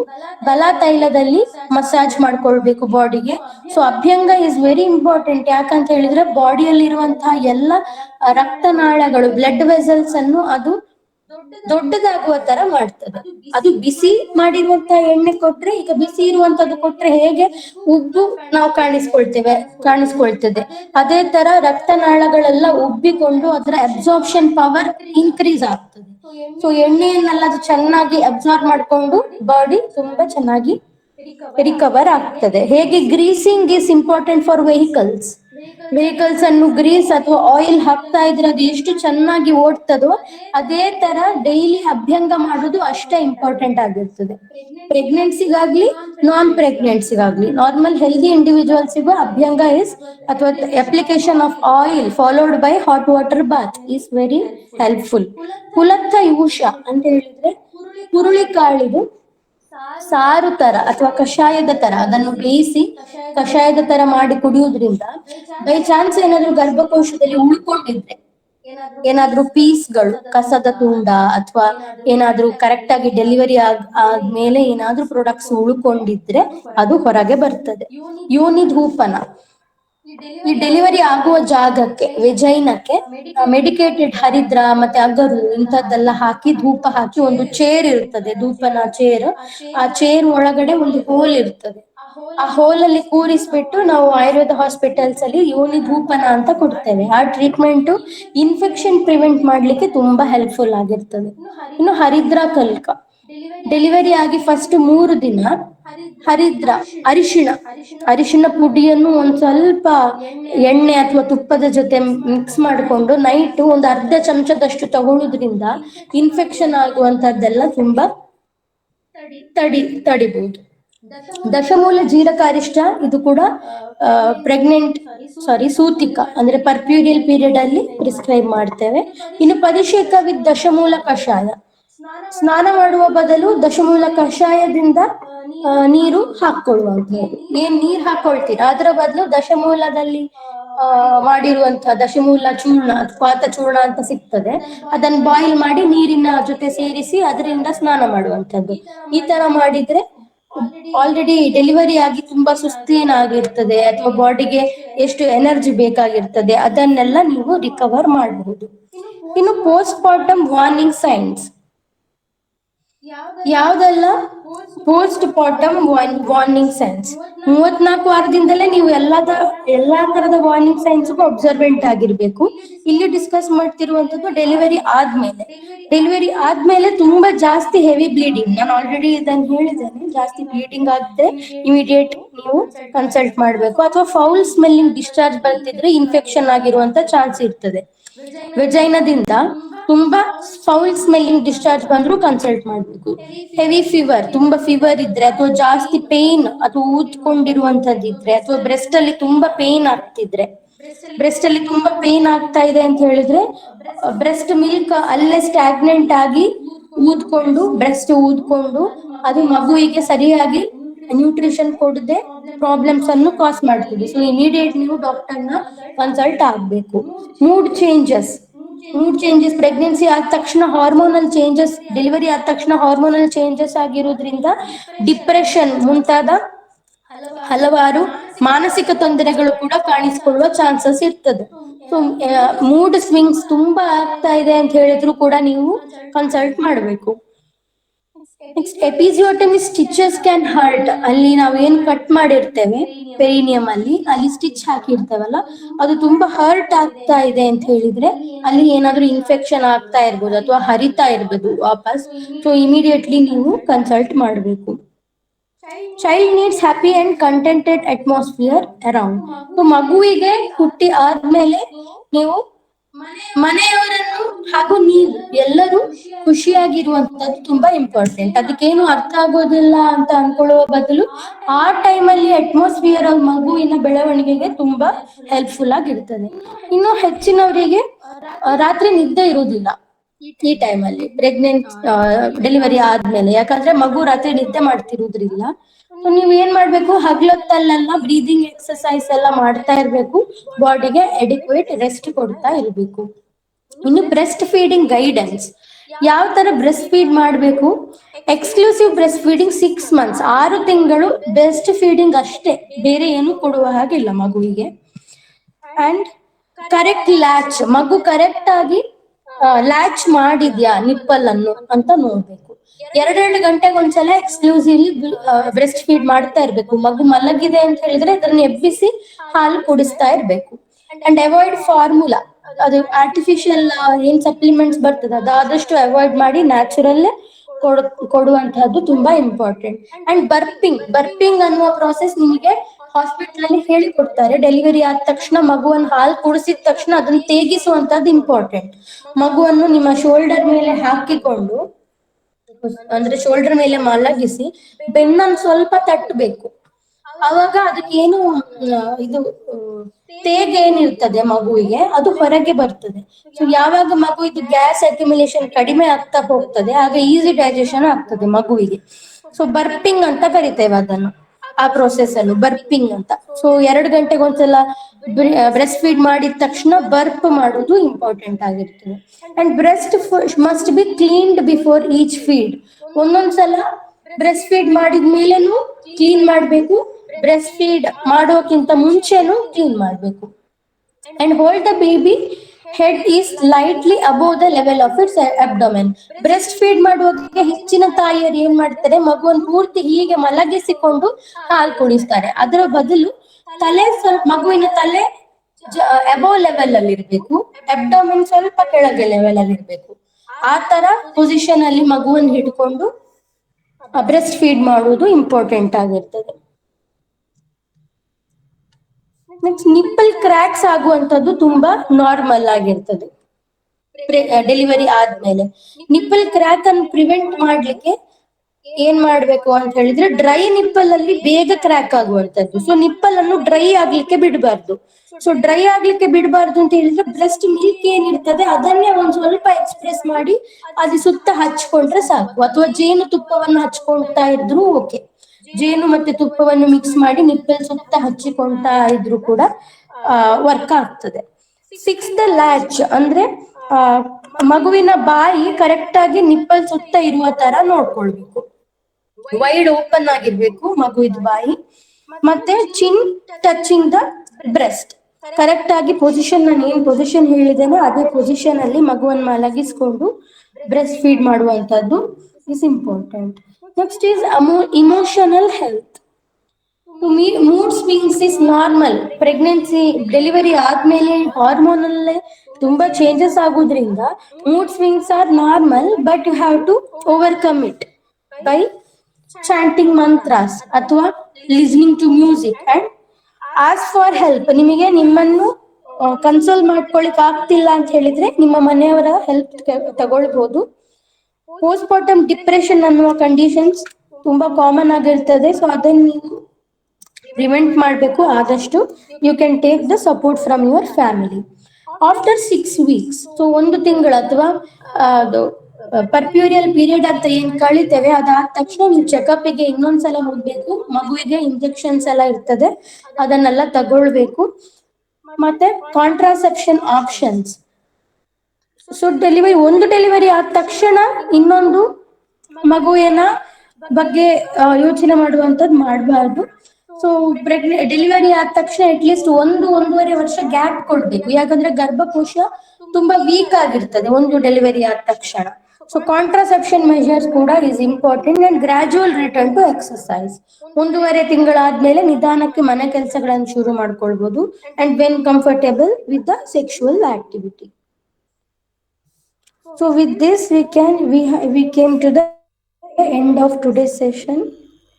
If any questions you are free to ask.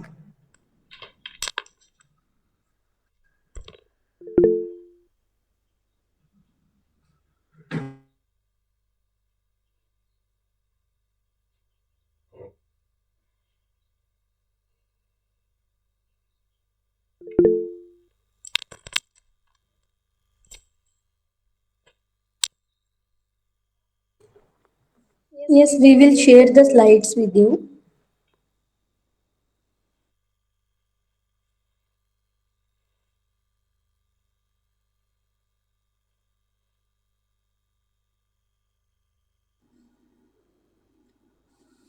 ಯಾರಿಗಾದ್ರೂ ಏನಾದರೂ ಕ್ವಶನ್ಸ್ ಇದ್ರೆ ದಯವಿಟ್ಟು ಕೇಳಿ. ಪ್ರೇಮಲತಾ ಅವರು ಕೇಳ್ಬೋದು.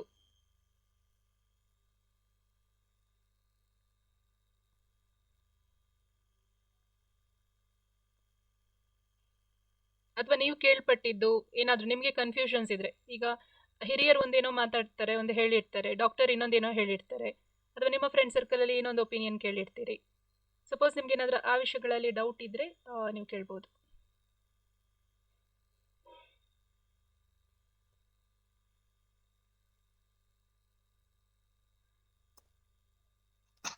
Hello ma'am. ಹಲೋ ಹಲೋ, ಕೇಳಿಸ್ತಿದ್ಯಾ ಮ್ಯಾಮ್? ಇದು ಬ್ರೆಸ್ಟ್ ಫೀಡಿಂಗ್ ಬಗ್ಗೆ ಹೇಳಿದ್ರಿ, ಅದು 2 ಗಂಟೆಗೊಮ್ಮೆ ಮಾಡ್ಲಿಕ್ಕಂತ. ಸೊ ಇದು ನೈಟ್ ಕೂಡ ಅದೇ ತರ ಮಾಡ್ಲಿಕ್ಕಾ? ನೈಟ್ ಅದು ಮಾಡ್ಬೇಕಾಗಿಲ್ಲ. ನೈಟ್ ನೀವು ಅಥವಾ ಮಗು ನಿದ್ದೆ ಮಾಡ್ತಾ ಇದ್ರೆ ನಿದ್ದೆ ಕೂಡ ಇಂಪಾರ್ಟೆಂಟ್ ಆಗಿರ್ತದೆ. ಸೊ ಇನ್ ಬಿಟ್ವೀನ್ ನಿಮ್ಗೆ ಏನಾದ್ರೂ ಎಚ್ಚರ ಆಗಿದ್ರೆ ಅಥವಾ ಮಗು ಕೂಡ ಎಚ್ಚರ ಇದ್ರೆ ಅವಾಗ ಅದನ್ನ ಫಾಲೋ ಮಾಡ್ಬೋದು. ನೈಟಿಗೆ ಸ್ಲೀಪ್ ಕೂಡ ಇಂಪಾರ್ಟೆಂಟ್ ಆಗಿರ್ತದೆ. ಇನ್ ಕೇಸ್ ಮಗು ಎದ್ದಿದೆ ಅಥವಾ ನಿಮ್ಗೂ ಎಚ್ಚರ ಇದೆ ಅಂತ ಅಂದ್ರೆ ಫಾಲೋ ಮಾಡ್ಬೋದು.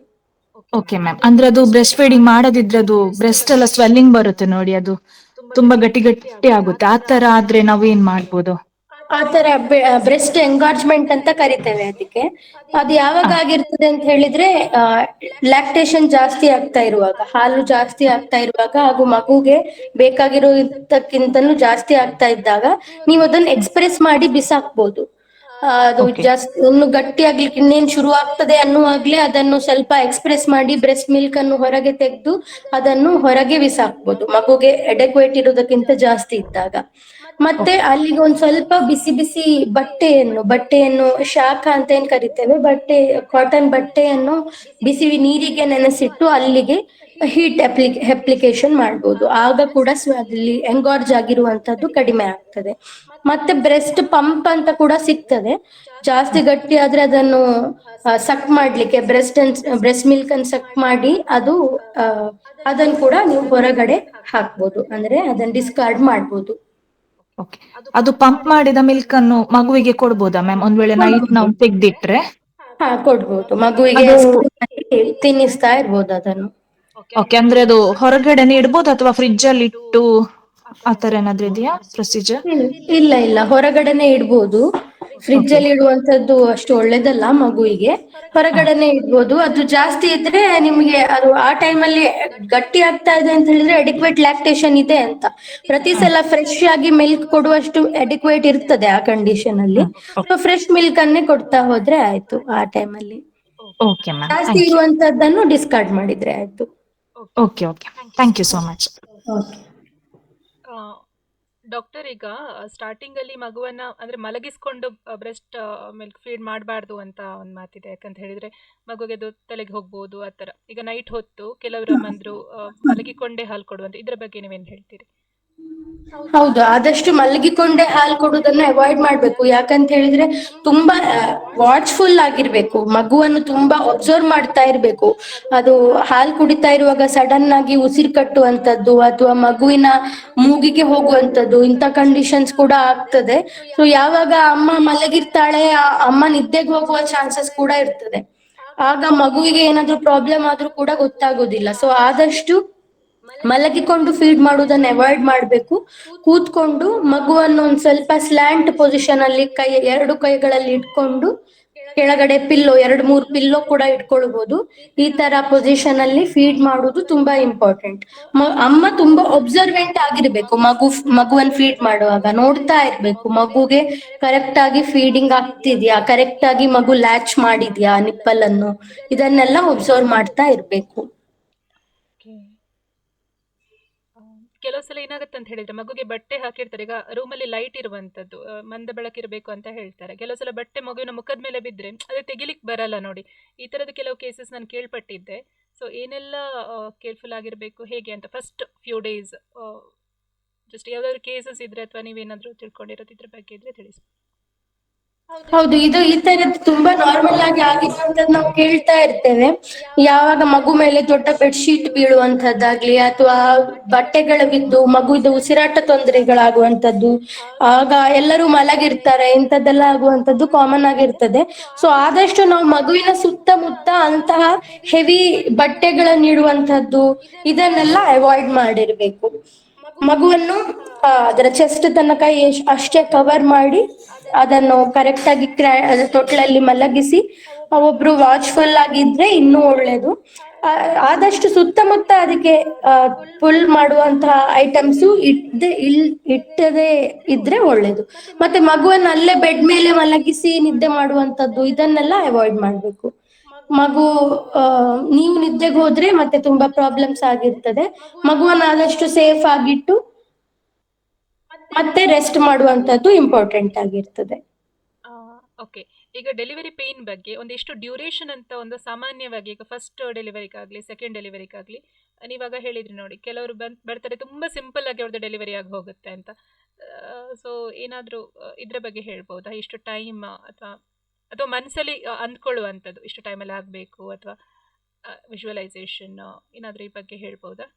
ತುಂಬ ಸಿಂಪಲ್ ಆಗಿ ತುಂಬ ಆರಾಮಾಗಿ ಡೆಲಿವರಿ ಆಗಿ ಹೋದ ನಿಮ್ಮ ಪೇಷಂಟ್ಸ್ ಇರ್ಬೋದು, ಯಾರೋ ಇರ್ಬೋದು, ನಿಮಗೆ ಈ ಬಗ್ಗೆ ಏನು? ಹೌದು, ಇದಕ್ಕೆ ತುಂಬಾ ಫ್ಯಾಕ್ಟರ್ಸ್ ಇನ್ಕ್ಲೂಡ್ ಆಗಿರ್ತದೆ. ಈಗ ಈಸಿ ಡೆಲಿವರಿಗೆ ಏಜ್ ಈಸ್ ವೆರಿ ಇಂಪಾರ್ಟೆಂಟ್. ಈ 20 years ಅಥವಾ 19 years ಅಲ್ಲಿ ನಾವು ತುಂಬಾ ಪೇಷಂಟ್ಸ್ ಲೋ ಇಕನಾಮಿ ಇರುವಂತಹ ಪೇಷಂಟ್ಸ್ ತುಂಬಾ 19 ಅಥವಾ 20 years ಅಲ್ಲೇ ಬರ್ತಾರೆ ಸೆಕೆಂಡ್ ಮಗುವಿಗೆ ಅಥವಾ ಫಸ್ಟ್ ಮಗು ಡೆಲಿವರಿಗೆ. ಏಜ್ ಕಡಿಮೆ ಇದ್ದ ಹಾಗೆ ಡೆಲಿವರಿ ಇಂಟರ್ವೆಲ್ ಕಡಿಮೆ ಆಗ್ತಾ ಹೋಗ್ತದೆ. 19 ವರ್ಷ 18 ವರ್ಷದವರು ತುಂಬಾ ಈಸಿಯಾಗಿ ಡೆಲಿವರಿ ಮಾಡಿಸ್ಕೊಂಡು ಹೋಗ್ತಾರೆ. ಮತ್ತೆ ನ್ಯೂಟ್ರಿಷನ್ ಒಳ್ಳೆ ಇರುವಂತವ್ರು ಕೂಡ ಈಸಿಯಾಗಿ ಡೆಲಿವರಿ ಆಗಿ ಹೋಗ್ತಾರೆ. ಅದೇ ಏಜ್ ಜಾಸ್ತಿ ಆಗ್ತಾ ಹೋದಾಗೆ 25 ವರ್ಷಗಿಂತ ಜಾಸ್ತಿ 25 ಇಯರ್ಸ್ಗಿಂತ ಮೇಲೆ ಯಾರು ಡೆಲಿವರಿಗೆ ಬರ್ತಾರೆ ಅವರ ಡೆಲಿವರಿ ಸ್ವಲ್ಪ ಕಷ್ಟ ಆಗಿರ್ತದೆ. ಮತ್ತೆ ಇನ್ನೊಂದೇನು ಅಂತ ಹೇಳಿದ್ರೆ ಫಸ್ಟ್ ಡೆಲಿವರಿ ಮತ್ತೆ ಸೆಕೆಂಡ್ ಡೆಲಿವರಿ. ಫಸ್ಟ್ ಡೆಲಿವರಿಗೆ ತುಂಬಾ ಟೈಮ್ ಬೇಕಾಗ್ತದೆ. ಫಸ್ಟ್ ಸ್ಟೇಜ್ ಅಂತ ಏನ್ ನೋಡಿದ್ದೇವೆ ನಾವು, ಅಂದ್ರೆ ಪೇನ್ ಸ್ಟಾರ್ಟ್ ಆಗೋದ್ರಿಂದ ಫುಲ್ ಡೈಲಟೇಷನ್ ಆಫ್ ಸರ್ವಿಕ್ಸ್ ತನಕ ಫಸ್ಟ್ ಸ್ಟೇಜ್ ಅಂತ ಕರಿತೇವೆ. ಆ ಫಸ್ಟ್ ಸ್ಟೇಜ್ ಆಫ್ ಲೇಬರ್ ಆಗ್ಲಿಕ್ಕೆ ಫಸ್ಟ್ ಡೆಲಿವರಿಗೆ ಆಲ್ಮೋಸ್ಟ್ 12 ಅವರ್ಸ್ ಬೇಕಾಗ್ತದೆ, 12 ಗಂಟೆಗಳಷ್ಟು ಕಾಲ ಬೇಕಾಗ್ತದೆ. ಅದು ಡಿಪೆಂಡ್ಸ್ ಆನ್ ದ ಕೇರ್. ಅಂದ್ರೆ ಮೊದ್ಲೇ ಅವರು ತುಂಬಾ ವಾಕಿಂಗ್ ಮಾಡ್ತಾ ಇದ್ರೆ, ಬ್ರೀದಿಂಗ್ ಎಕ್ಸರ್ಸೈಸ್ ಮಾಡ್ತಾ ಇದ್ರೆ ಅದು ಇಂಟರ್ವೆಲ್ ಶಾರ್ಟನ್ ಆಗ್ಬಹುದು. ಬಟ್ ಟಿಲ್ 12 ಇಂದ 24 ಗಂಟೆಗಳ ತನಕನೂ ಕೆಲವೊಬ್ಬರಿಗೆ ಫಸ್ಟ್ ಸ್ಟೇಜ್ ಆಫ್ ಲೇಬರ್ ಅಲ್ಲಿ ಪೇನ್ ಇರ್ತದೆ. 24 ಗಂಟೆ ಅವರು ಲೇಬರ್ ಟೇಬಲ್ ಅಲ್ಲಿ ಮಲಗಿದ್ರು ಕೂಡ ಪೇನ್ ಶುರು ಆಗೋದು ತುಂಬಾ ಲೇಟ್ ಆಗ್ತದೆ ಕೆಲವೊಬ್ಬರಿಗೆ ಫಸ್ಟ್ ಪ್ರೆಗ್ನೆನ್ಸಿಯಲ್ಲಿ. ಅದೇ ಪೇಷಂಟ್ ಸೆಕೆಂಡ್ ಪ್ರೆಗ್ನೆನ್ಸಿಗೆ ಫಸ್ಟ್ ನಾರ್ಮಲ್ ಡೆಲಿವರಿ ಆಗಿ ಹೋಗಿ ಸೆಕೆಂಡ್ ಪ್ರೆಗ್ನೆನ್ಸಿಗೆ ನಾರ್ಮಲ್ ಡೆಲಿವರಿಗೆ ಬಂದಾಗ ಆ ಇಂಟರ್ವಲ್ ತುಂಬಾ ಕಡಿಮೆ ಆಗಿರ್ತದೆ. ಫಸ್ಟ್ ಟೈಮ್ ಅಲ್ಲಿ 12 ಅವರ್ಸ್ ಬೇಕಾಗಿದ್ರೆ ಸೆಕೆಂಡ್ ಟೈಮ್ ಅಂದ್ರೆ ಮಲ್ಟಿ ಗ್ರಾವಿಡಾ ಅಂತ ಕರಿತೇವೆ. ಫಸ್ಟ್ ಟೈಮ್ ಪ್ರೆಗ್ನೆಂಟ್ ಆಗುವವರಿಗೆ ಪ್ರೈಮಿ ಗ್ರಾವಿಡಾ ಅಂತ ಕರಿತೇವೆ. ಸೊ ಮಲ್ಟಿ ಗ್ರಾವಿಡಾದಲ್ಲಿ second gravida, third time pregnant ಆಗುವವರು ಅವರು ಇವರಿಗೆಲ್ಲ ಇನ್ನು ಕಡಿಮೆ ಇಂಟರ್ವಲ್ ಅಲ್ಲೇ ಡೆಲಿವರಿ ಆಗ್ತಾ ಹೋಗ್ತದೆ. ಸೆಕೆಂಡ್ ಪ್ರೆಗ್ನೆನ್ಸಿ ಆಲ್ಮೋಸ್ಟ್ 3-4 ಅವರ್ಸ್ ಅಲ್ಲೇ ಪೇನ್ ಶುರುವಾಗಿ ಡೆಲಿವರಿ ಆಗ್ತದೆ. ಥರ್ಡ್ ಒನ್ ಇನ್ನೂ ಈಸಿ ಆಗಿ ಆಗ್ತದೆ ಆ ತರ. ಸೊ ಪ್ರೆಗ್ನೆನ್ಸಿ ಇದು ನಂಬರ್ ಕೂಡ ಮ್ಯಾಟರ್ ಆಗ್ತದೆ, ಏಜ್ ಕೂಡ ಮ್ಯಾಟರ್ ಆಗ್ತದೆ, ಹಾಗೂ ಅವರ ನ್ಯೂಟ್ರಿಷನ್, ಮುಂಚಿಂದ ಅವ್ರು ಯಾವ ತರ ನ್ಯೂಟ್ರಿಷನ್ ಮತ್ತೆ ಲೈಫ್ ಸ್ಟೈಲ್ ಇದೆಲ್ಲಾನು ಮ್ಯಾಟರ್ ಆಗ್ತದೆ. ಈಗಿನ ಕಾಲದಲ್ಲಿ ಪ್ರೆಗ್ನೆಂಟ್ ಲೇಡೀಸ್ ಅಂತ ಹೇಳಿದ್ರೆ ಯಾವ್ದೋ ಒಂದು ಡಿಸೀಸ್ ಬಂದಿರುವ ತರ ಯಾವಾಗಲೂ ಮಲ್ಕೊಂಡೇ ಇರ್ತಾರೆ ರೂಮ್ ಅಲ್ಲಿ. ಸೊ ಅಂತ ಈಗಿನ ಕಾಲದವರಿಗೆ ಅದಕ್ಕೆ ಸಿಸೇರಿಯನ್ ಸೆಕ್ಷನ್ ಜಾಸ್ತಿ ಕಾಣಿಸ್ಕೊಳ್ತಾ ಇರ್ತದೆ. ಅಲ್ಲದೆ ಅವರ ಬೋನ್ ಕೂಡ ಪೆಲ್ವಿಸ್ ಅಂತ ಏನ್ ಕರಿತೇವೆ ಅದು ಕೂಡ ಮುಂಚಿನ ತರ ಇಲ್ಲ, ಅದು ಕೂಡ ಚೇಂಜಸ್ ಆಗ್ತಾ ಇರೋದ್ರಿಂದ ಸಿಸೇರಿಯನ್ ರೇಟ್ ಜಾಸ್ತಿ ಆಗ್ತಾ ಇದೆ. ಮುಂಚಿನ ಕಾಲದಲ್ಲಿ 8 ತಿಂಗಳು 9ನೇ ತಿಂಗಳ ತನಕ ತೋಟದಲ್ಲಿ ಕೆಲಸ ಮಾಡ್ತಿದ್ರು, ಅಡಿಗೆ ಕೋಣೆಯಲ್ಲಿ ಕೆಲಸ ಮಾಡ್ತಾ ಇದ್ರು ಲೇಡೀಸ್. ಆಮೇಲೆ ಯಾವಾಗ ಪೇನ್ ಬರ್ತದೆ ಆಗ ಹಾಸ್ಪಿಟ್ಲಿಗೆ ವಿಸಿಟ್ ಮಾಡ್ತಿದ್ರು. ಸೊ ಅವಾಗ ಅವರಿಗೆ ಎಡಿಕ್ವೇಟ್ ಎಕ್ಸರ್ಸೈಸ್ ಸಿಗ್ತಾ ಇತ್ತು, ಬ್ಲಡ್ ಸರ್ಕ್ಯುಲೇಷನ್ ಸಿಗ್ತಾ ಇತ್ತು, ಗ್ರಾವಿಟಿ ಕರೆಕ್ಟ್ ಆಗಿ ಇದ್ದು ಬೇಬಿದು ಹೆಡ್ ಕೂಡ ಸೆಟಲ್ ಆಗ್ತಾ ಇತ್ತು. ಈಗ ಎಲ್ಲ ಡಿಸೀಸ್ ತರ ನೋಡ್ತಿರುವುದ್ರಿಂದ ಪ್ರೆಗ್ನೆನ್ಸಿ ಅನ್ನುವ ಕಂಡೀಷನ್ ಅನ್ನು ಸೊ ತುಂಬಾ ರೆಸ್ಟ್ ಫುಲ್ ಆಗಿರುವಂತದ್ದು, ಅದ್ರ ಬಗ್ಗೆನೆ ಜಾಸ್ತಿ ಓವರ್ ಥಿಂಕ್ ಮಾಡುವಂತದ್ದು ಇದೆಲ್ಲ ಇರುವುದ್ರಿಂದ ಡಿಲೇಡ್ ಲೇಬರ್ ಅಥವಾ ಇನ್ಕ್ರೀಸ್ಡ್ ಸಿಸೇರಿಯನ್ ಸೆಕ್ಷನ್ ರೇಟ್ಸ್ ಅನ್ನು ಈಗಿನ ಕಾಲದಲ್ಲಿ ನಾವು ನೋಡ್ಬೋದು.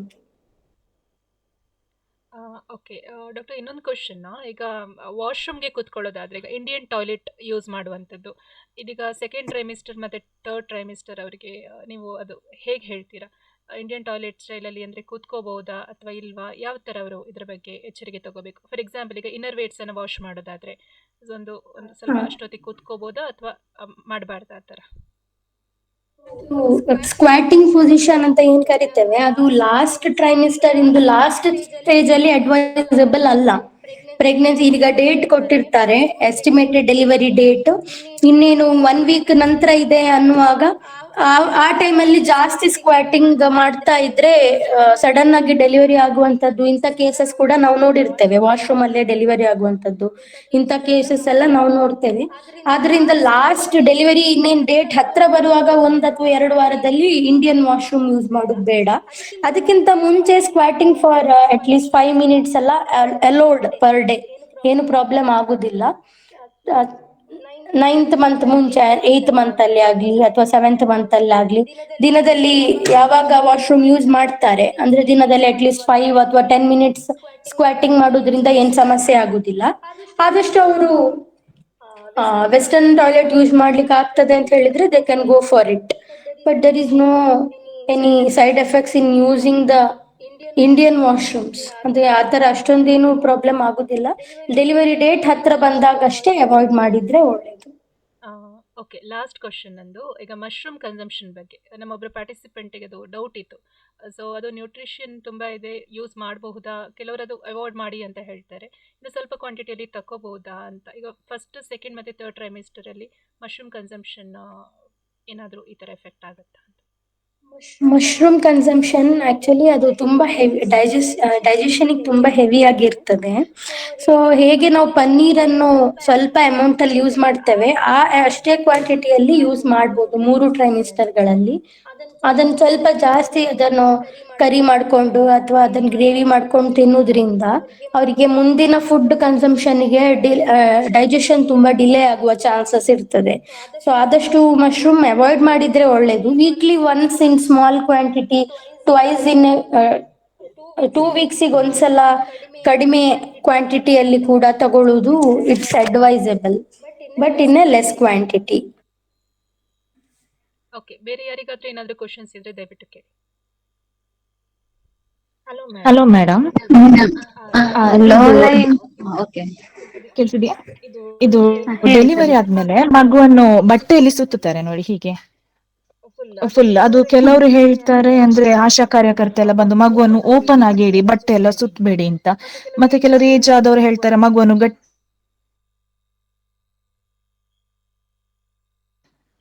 ಬಟ್ಟೆ ಸುತ್ತಬಾರ್ದು ಅಂತ ಏನಿಲ್ಲ.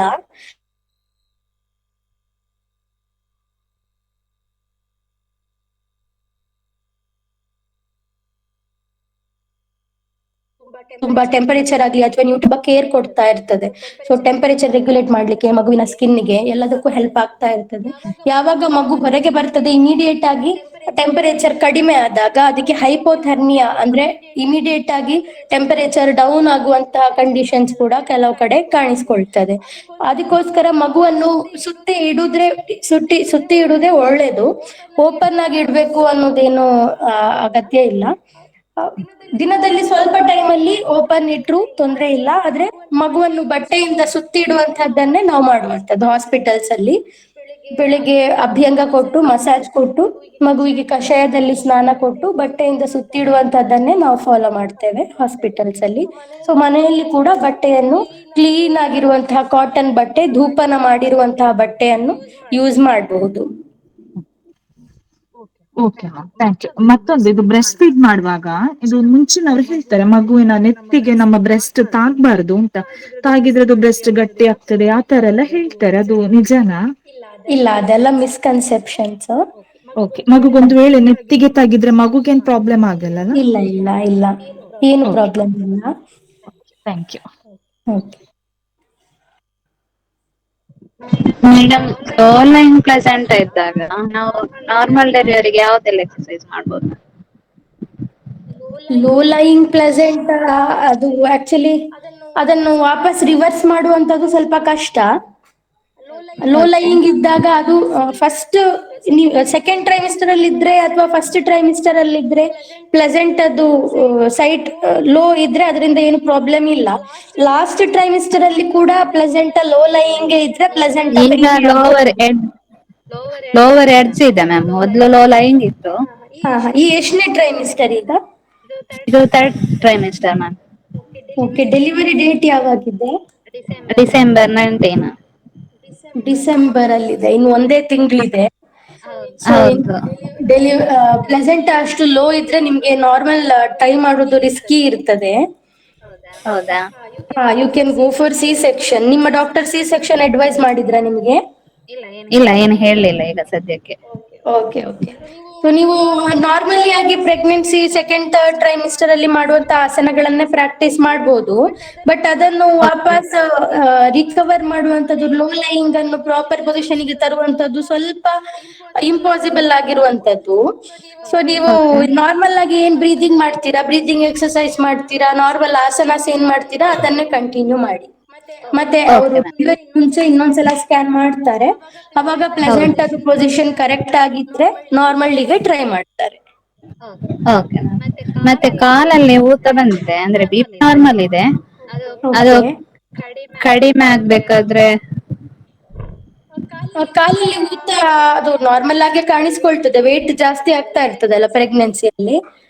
ಸೊ ಅದು ಅದ್ರ ಜೊತೆ ನಿಮ್ಗೆ ಬೇರೆ ಏನಾದ್ರು ಸಿಂಪ್ಟಮ್ ಇದೆಯಾ, ತಲೆನೋವು ಆತರ ಏನಾದ್ರು ಇಲ್ಲ ಸಿಂಪ್ಟಮ್ಸ್? ಇಲ್ಲ, ತಲೆನೋವಿಲ್ಲ, ಕಫ ಇದೆ ಸ್ವಲ್ಪ, ತಲೆನೋವಿಲ್ಲ. ಕಣ್ಣು ವಿಷನ್ ಬ್ಲರ್ ಆಗುವಂತದ್ದೆಲ್ಲ ಏನಿಲ್ಲ ಅಲ್ಲ, ಕಾಲು ಊತ ಇಲ್ಲ ಅಷ್ಟೇ. ಅಷ್ಟೇ ಅಷ್ಟೇ.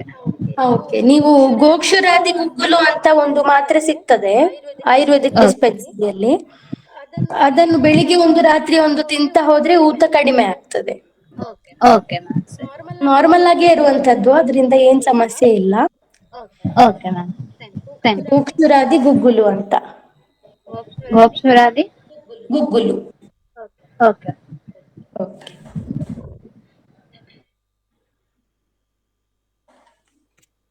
ಸೊ ಇನ್ಯಾರಿಗೂ ಯಾವುದೇ ಡೌಟ್ ಇಲ್ಲ ಅಂತ ಅಂದ್ಕೊಳ್ತೇನೆ. ನವ್ಯ ಅವರು ಚೆನ್ನಾಗಿದ್ದೀರಾ? ಸ್ವಲ್ಪ ಮೊನ್ನೊಂಚೂರು ಡಿಸ್ಟರ್ಬ್ಡ್ ಇದ್ರು ಅವರು. ವರ್ಕ್ ತುಂಬ ಆಗ್ತಾ ಇದೆ, ಸೊ ಮಗುಗೆ ಸ್ವಲ್ಪ ಅಟೆನ್ಷನ್ ಸ್ವಲ್ಪ ಕಡಿಮೆ ಆಗ್ತದೆ ಏನೋ ಅಂತ. ನವ್ಯ ಅವ್ರಿಗೆ ಏನಾದರೂ ಕ್ವಶನ್ ಇದ್ರೆ ಕೇಳ್ಬೋದು. ಅದೇ ಮ್ಯಾಮ್, ಲೋ ಲೈಯಿಂಗ್ ಪ್ಲೆಸೆಂಟ್ ಅದು ಕ್ವಶನ್ ಇತ್ತು, ಪ್ರೇಮಲತಾ ಮ್ಯಾಮ್ ಕೇಳಿದ್ರಲ್ಲ. ಸೊ ನಾನೀಗ ಸೆಕೆಂಡ್ 6th ಮಂತ್ ಅಲ್ಲಿ ಇದ್ದೇನೆ. ಈಗೇನ್ ಡಾಕ್ಟರ್ ಅದೇ ಅಡ್ವೈಸ್ ಮಾಡಿದ್ದಾರೆ, ನೆಕ್ಸ್ಟ್ ಇದಕ್ಕೆ ಅದು ಸರಿ ಆಗ್ಬೋದು, ನೋಡೋಣ ಅಂತ ಹೇಳಿದ್ದಾರೆ ma'am. I am okay right now. Okay, fine. So okay, ಎಲ್ಲರದ್ದು ಡೌಟ್ ಕ್ಲಿಯರ್ ಆಯಿತು ಅಂದ್ಕೊಳ್ತೇನೆ.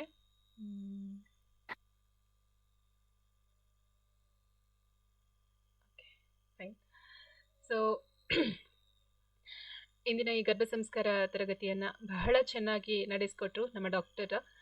ಬಹಳಷ್ಟು ಮಾಹಿತಿಗಳು, ನಮಗೆ ನಿಜವಾಗ್ಲೂ ಬೇಕಾಗಿರುವಂತಹ ಮಾಹಿತಿಗಳನ್ನು ಬಹಳ ಸರಳವಾಗಿ ಹೇಳಿಕೊಟ್ರು. ನಮ್ಮದು ಅನೇಕ ಪ್ರಶ್ನೆಗಳಿಗೆ ಉತ್ತರಿಸಿದ್ದಾರೆ. ಸೊ ನಿಮಗೆ ದಯವಿಟ್ಟು ನಮ್ಮ ಜೊತೆನೇ ಹೀಗೆ ಇರಿ ಅಂತ ಅಂದ್ಕೊಳ್ತೇನೆ ನಾನು. ನೀವು ಇರಬೇಕು, ಯಾಕಂತ ಹೇಳಿದರೆ ಡಾಕ್ಟರ್ಸ್ ಇರ್ತಾರೆ, ಬಟ್ ಇಷ್ಟು ಚೆನ್ನಾಗಿ ಒಬ್ಬರಿಗೆ ತುಂಬ ಸೂದಿಂಗ್ ಲೆವೆಲಲ್ಲಿ ಒಂದು ಸಾಂತ್ವನ ಕೊಡುವ ರೀತಿಯಲ್ಲಿ ತುಂಬ ಸಹಜವಾಗಿ ನನ್ನಿಂದ ಸಾಧ್ಯ ಆಗ್ತದೆ ಅಂತ ಹೇಳುವಂಥ ಭಾವವನ್ನು ಮೂಡಿಸುವಂಥದ್ದು ಬಹುಶಃ ಕೆಲವರಿಗೆ ಮಾತ್ರ ಸಾಧ್ಯ ಅಂತ ಹೇಳೋದು ನನ್ನ ಭಾವನೆ. So doctor, thank you so much ನಮ್ಮ ಜೊತೆ ಇವತ್ತು ನೀವು ನಿಮ್ಮ ಅಮೂಲ್ಯವಾದ ಸಮಯವನ್ನು ಕಳೆದಿರೋದಕ್ಕೆ. ಸೊ ಮಧ್ಯದಲ್ಲಿ ಏನಾದರೂ ಡೌಟ್ಸ್ ಇದ್ದರೆ ಖಂಡಿತವಾಗ್ಲೂ ನಾವು ನಿಮ್ಮನ್ನು ಕನ್ಸಲ್ಟ್ ಮಾಡ್ತೇವೆ. ಶೂರ್. Thank you. ನನಗೂ ತುಂಬಾ ಖುಷಿ ಆಯ್ತು ನಿಮ್ಮೆಲ್ಲರ ಜೊತೆ ಈ ಟೈಮ್ ಸ್ಪೆಂಡ್ ಮಾಡ್ಲಿಕ್ಕೆ. ಎಲ್ಲರಿಗೂ ತುಂಬಾ ಥ್ಯಾಂಕ್ಸ್. ನಿಮ್ಗೂ ಕೂಡ ಸ್ಪೆಷಲ್ ಥ್ಯಾಂಕ್ಸ್, ಇದೊಂದು ಆಪರ್ಚುನಿಟಿ ಕೊಟ್ಟಿರೋದಕ್ಕೆ ನನಗೆ. ಓಕೆ, ಸರಿ. ಹಾಗಾದರೆ ಸೊ ಇಂದಿನ ಈ ಸೆಷನನ್ನು ನಾವಿಲ್ಲಿ ಮುಗಿಸ್ತಾ ಇದ್ದೇವೆ. Thank you so much. Thank you.